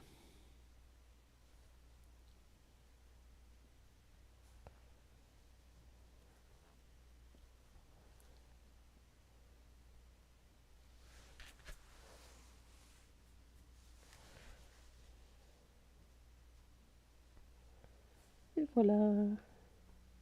Now, that little float of warm white does a couple of things. One, it gives us a little highlight at the edge of the leaf and implies that the leaf curves over just a little. But it also diffuses some of the color, softens it, and that's what gives it that frosted appearance. So that we don't have this really harsh shading on there. And this color is significantly darker than the base color. So by putting a little white over top of it, it just sort of mutes that a little bit, just softens it enough so that it doesn't look too garish and it doesn't look harsh. So that's another reason that I like that little float of warm white. And it's pretty.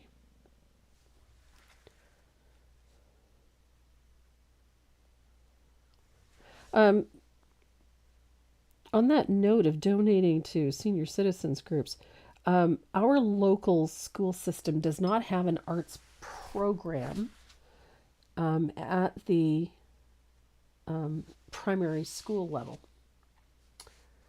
And I mean, that funding ended a few years ago, probably right in the middle of COVID, like everything else. So our little intermediate school here did not have, they don't have an art teacher, they don't have art supplies, they don't have any funding for any of that. I was cleaning out my studio, and so one of my neighbors here runs the local art club for the middle school, the primary school here, and it's grades 3 to 5, I think it is. So she runs the art club there, and I told her I had a bunch of stuff if she was interested, and she showed up with a shopping bag thinking it was going to be a small quantity of supplies, and ended up having to get her van because I had so much stuff. And I just donated it to her art club and to the elementary school here, so that they have some creative supplies and they have some art supplies. So I know that they're going to get plenty of good use.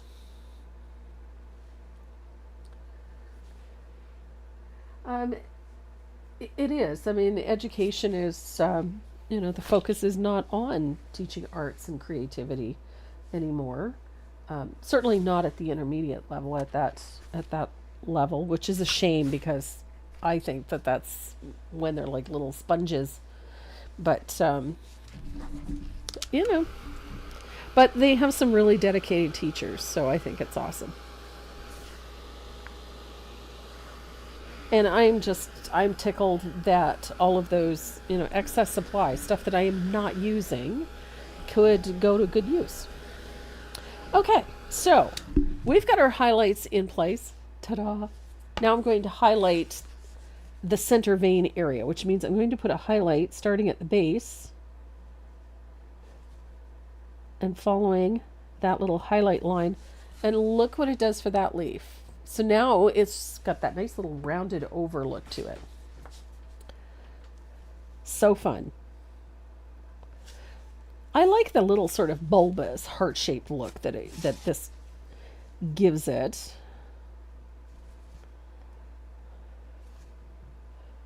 Ta-da! There we are.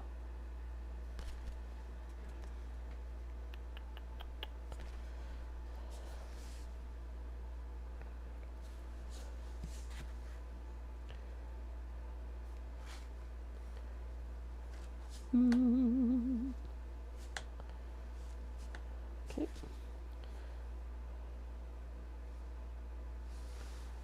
Need to get a little more white. So I'm going to put the final highlight on the center vein opposite the shading.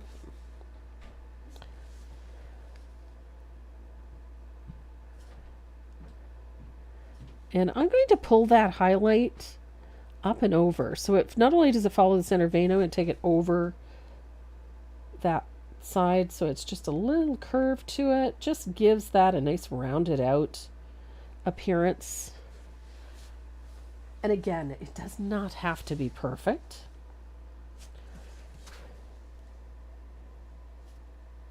Perfect is boring. Not only is it boring, but it's virtually impossible to achieve. So,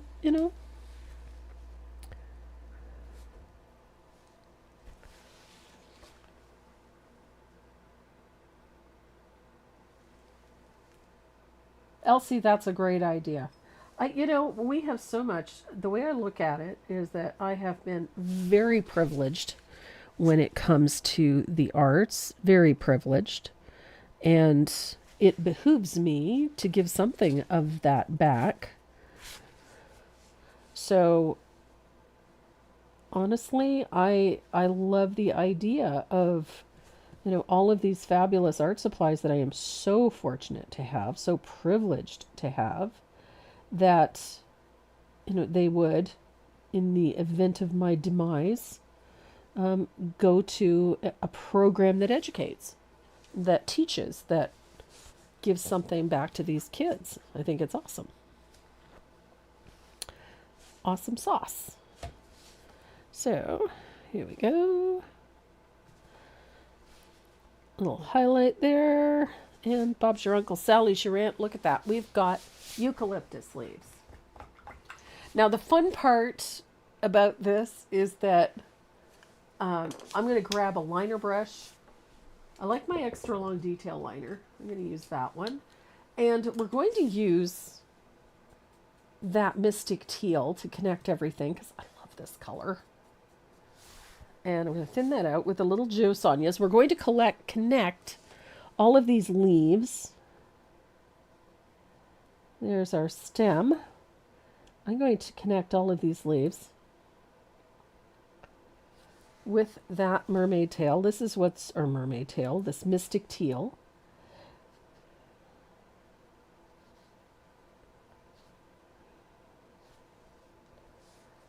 So fun.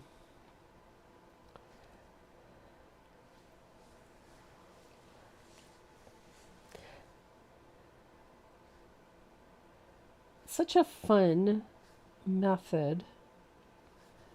And I like that I can continue those little lines wherever I choose. Look at that.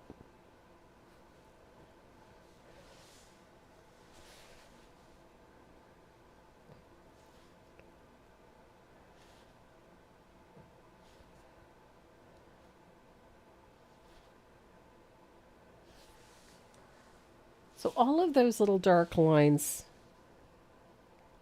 kind of take on a life of their own, and it also grounds everything. It brings everything together.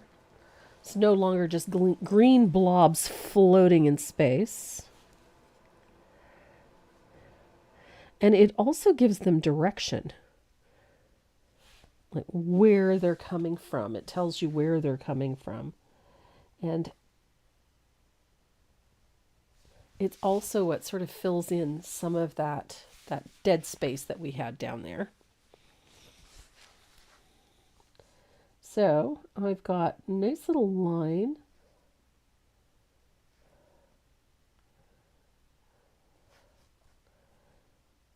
And then connect all those leaves with your liner.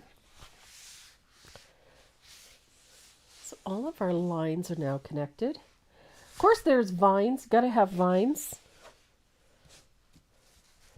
And it's easier when you're doing these swirls to start out here. Start with the swirl.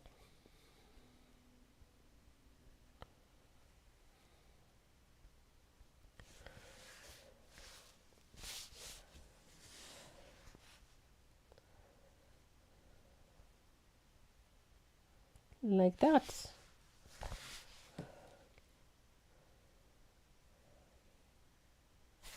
You can tuck those anywhere you like.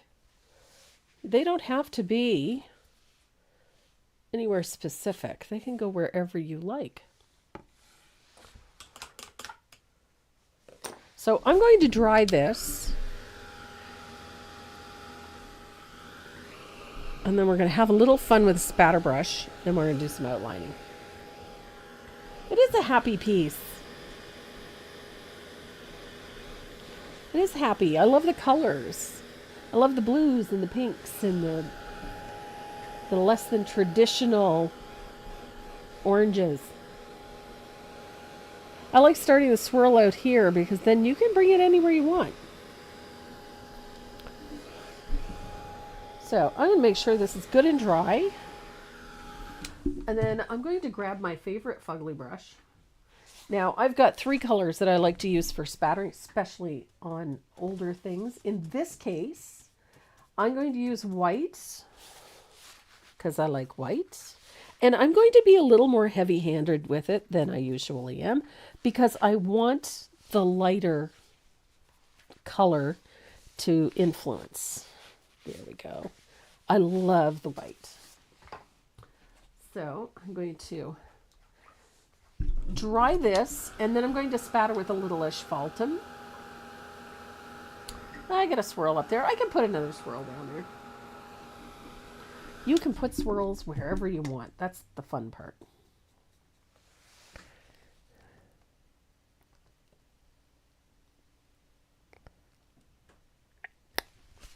There you go.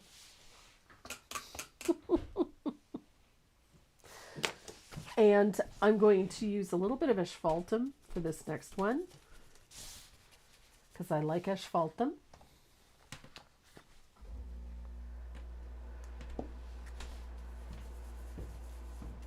Now this is a complementary color palette, which is, oh my goodness. Remember what I said about the Lord's Prayer? Hello. I put my finger right in the teal and then promptly put it on the piece. Brilliant. So I've got a little bit of asphaltum,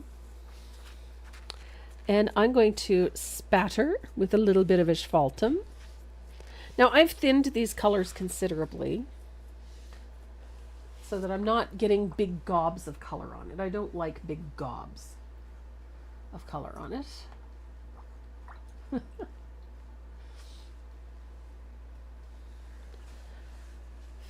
How pretty. And then I'm going to use just a little bit of lamp black. I do like a little bit of lamp black. I like that it has, it's a bit more aggressive, but I think it behooves us to use a little bit. Oh goodness, a bit more than a little bit, but that's okay. So a little bit of lamp black. I like it, but I'm going to use this one a little more controlled. There we go. I think it's fun. This is a country piece. It should be. You gotta have a little bit of spatter. So let's dry that.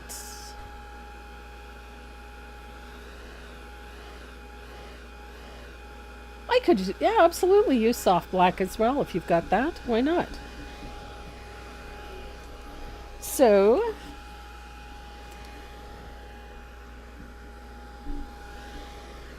I'll make sure all of this spatter is dry.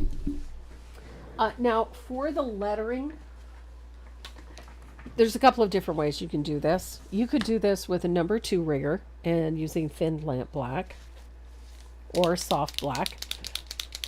I'm going to use a Posca pen because I really like the handwritten look of this. And it just needs to be a little bolder.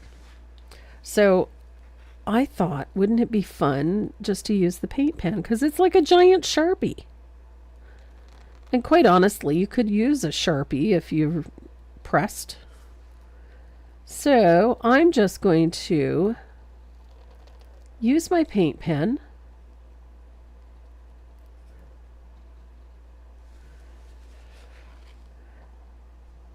And do my lettering. And this is such a fun, and it's not a complex font, so it's not a hard one to follow. Some of them are so elaborate, but this one is very straightforward. So we've got autumn.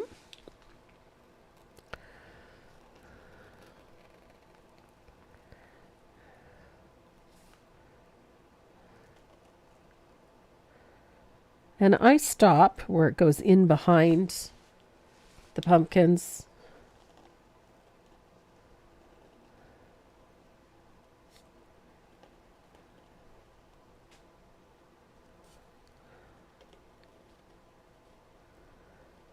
Easy peasy. The other nice thing is these Posca pens write so smoothly.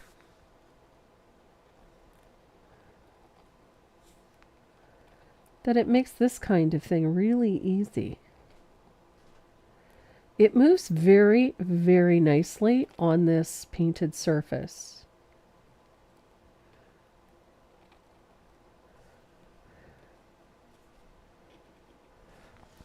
So we have Autumn Greetings, all done with a black Posca pen. And I'm going to dry that really well. And then we're going to highlight the lettering with the white Posca pen. And Lori, this one is the 1.3 millimeter, the 0.9 to 1.3. This is the larger bullet point.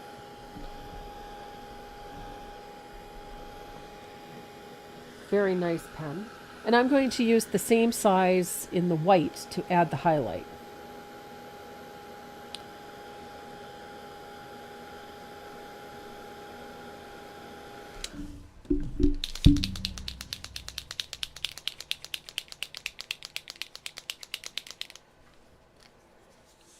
So I'm going to use the white pen. Oh goodness, that's warm.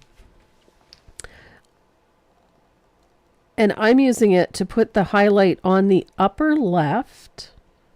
Just keep in mind where your highlight was.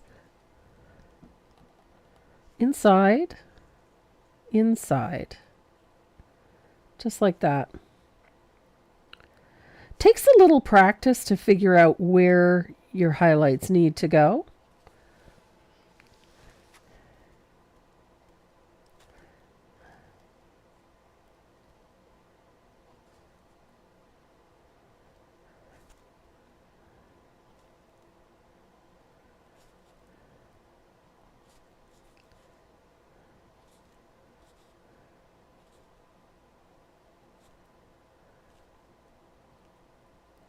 Just like that. So much simpler using that Posca pen. And with this style of font, it just makes good sense. So that you're not killing yourself trying to get that painted in. But you certainly can with a rigger. Rigger would actually do a very nice job. So I've got a nice little highlight on my lettering. Makes it stand out nice. And you can see that little shadow that we put in looks really good.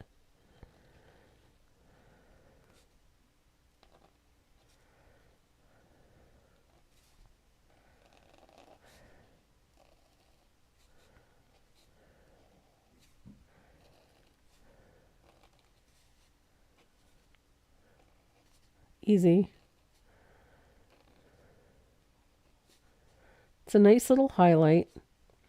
Keep it simple. Don't overthink things. And I'm notorious for overthinking things. But this is just such a simplified way of getting this really pretty lettering. And it is. It's a very pretty font. Works exceptionally well.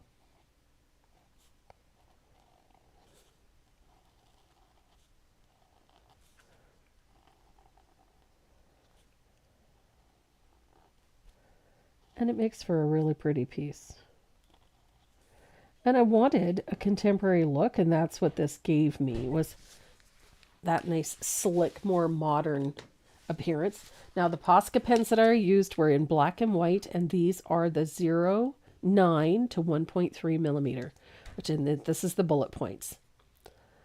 I'm a big fan of Uniball products. I use the gel pens all the time, and Posca is made by the same company, Uni. So, and they're all manufactured by Mitsubishi. I love these pens. They just work so, so well, especially for this type of thing. So I'm going to dry all of that shading and highlighting on our letters. It looks so good. And I'm going to break out my gel pen because I love my gel pen. And this is just the fun part of creating all of these interesting little textures and whatnot on this piece. Now I'm using This is a Uniball Signo. It's a black gel pen, a Sakura ink, which means it's very, very black.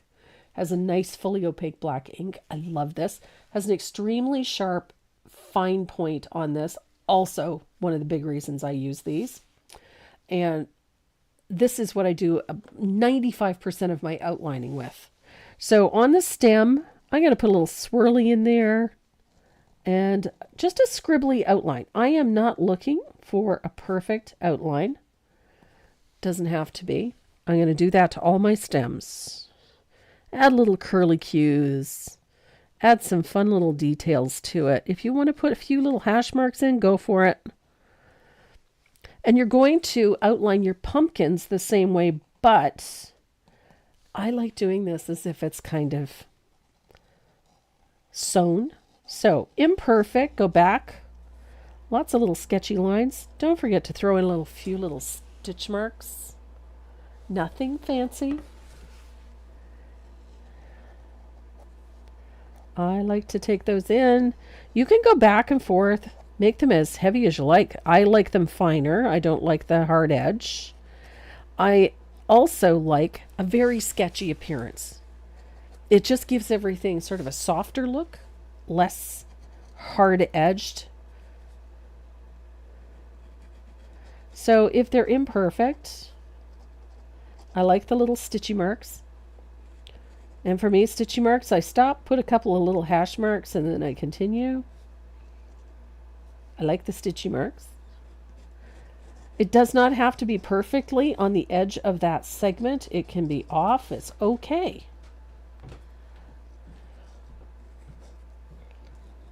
Just like that.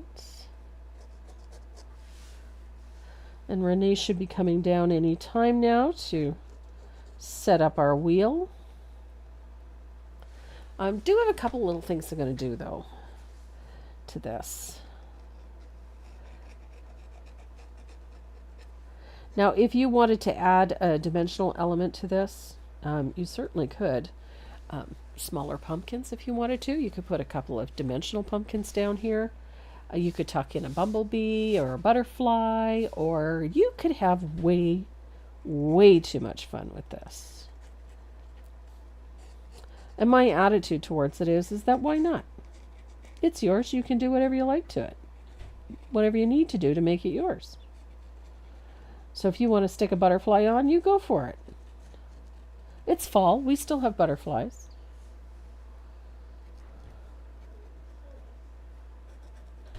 So we've got a nice little bit of outlining there. Now, one of the things I really like is to take that outlining onto these leaves a little bit. And again, neatness does not count. Perfection is to be avoided at all costs. Just make them kind of scribbly.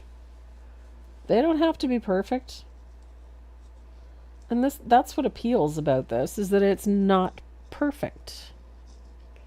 It's bright and it's colorful and it's fun. And I love the little imperfections that this line work creates. I like that it's got a little bit of interest.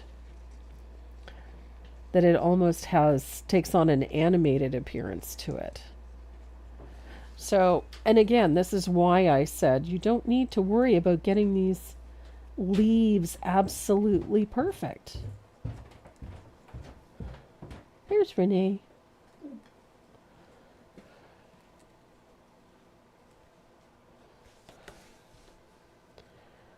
So, lots of fun with a gel pen. Now, to finish this piece, because I'm using so many different media, I've got Posca pens in here, I'm using acrylic paint, I'm using gel pens. I like to take my finished piece out to the garage or the back deck, someplace outside, and I will seal it with a couple of light coats of Deco Art matte spray. Any clear matte spray will do just fine. My preference is Deco Art, but you don't have to use just that. Essentially, all we're doing is sealing in some of these things to give us a more uniform surface. so that when you apply varnish, you don't have to worry about wiping something off because A, it wasn't quite dry enough, or it wasn't necessarily compatible with acrylics. So that's why I take them out. I have never had an issue with this ink smearing, but that doesn't mean that it won't smear. It just means I've never had it happen. So whenever I'm working with multimedia, if I'm working with things where I've incorporated different brands and different products, I prefer to seal it just to prevent any issues when it comes time to varnish things. So, a few little squiggly lines outside of my eucalyptus. And the only thing that I really have left to do for this piece is to dry it really well. And then I'm going to use a Factus black eraser or a Tombow black eraser to get rid of some graphite lines. There's not too many showing, but there is one or two that I want to get rid of. So I'm going to dry that really well so that I don't end up smearing ink.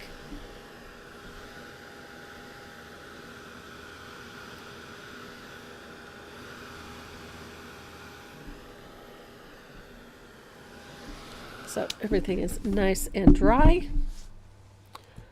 And there you have it. Autumn greetings. This is a really fun piece to paint. A lot of fun to paint. So Renee has set up the wheel. Renee has set up the wheel. We got all of those names on there. There's a bazillion of them. My goodness. There's the wheel of names. And how many wheel? We have 278 names on that wheel. That's a lot of names. The chippy edge we did at the beginning of the video up here. No, they can't. They got the wheel up. We did the chippy edge right at the very beginning.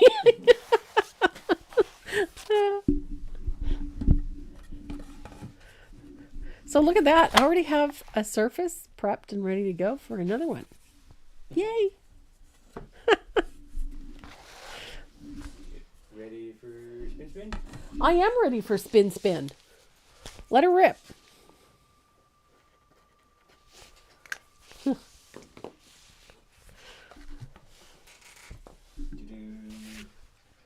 Elizabeth Allard. Awesome, Elizabeth. So, whenever your name is called or pops up off of the wheel, all you have to do is skip over to the website at tracymoreau.net. Click on the little speech bubble in the lower right-hand corner of the screen and send us your shipping information so that we can get your goodies out to you as soon as possible. Today's goodies are from Tombow USA and from Dynasty Brush. We have a great little collection of Dynasty Micron. My brain just did not go there for a second. We have a collection of Dynasty Brush, Dynasty Micron detail brushes, and I do believe they're detail shaders. So we have a set of those for 3 of you, and included in that is a little create bag, and we've tucked in this wonderful new limited edition Tombow mechanical pencil. It's a fabulous, fabulous pencil. It's one of my favorites. And along with some other little goodies that we include. So that is your giveaway for today. We have 2 more names to call.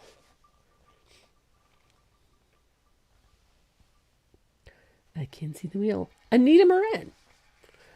Wow, Anita, you're traveling the roads down here. Anita and her husband are down here in New Brunswick on holiday.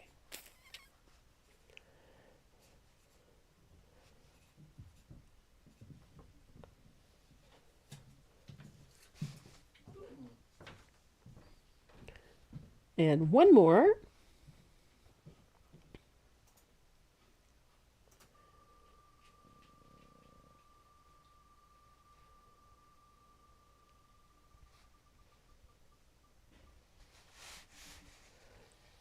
Darlene Greenwood. Awesome.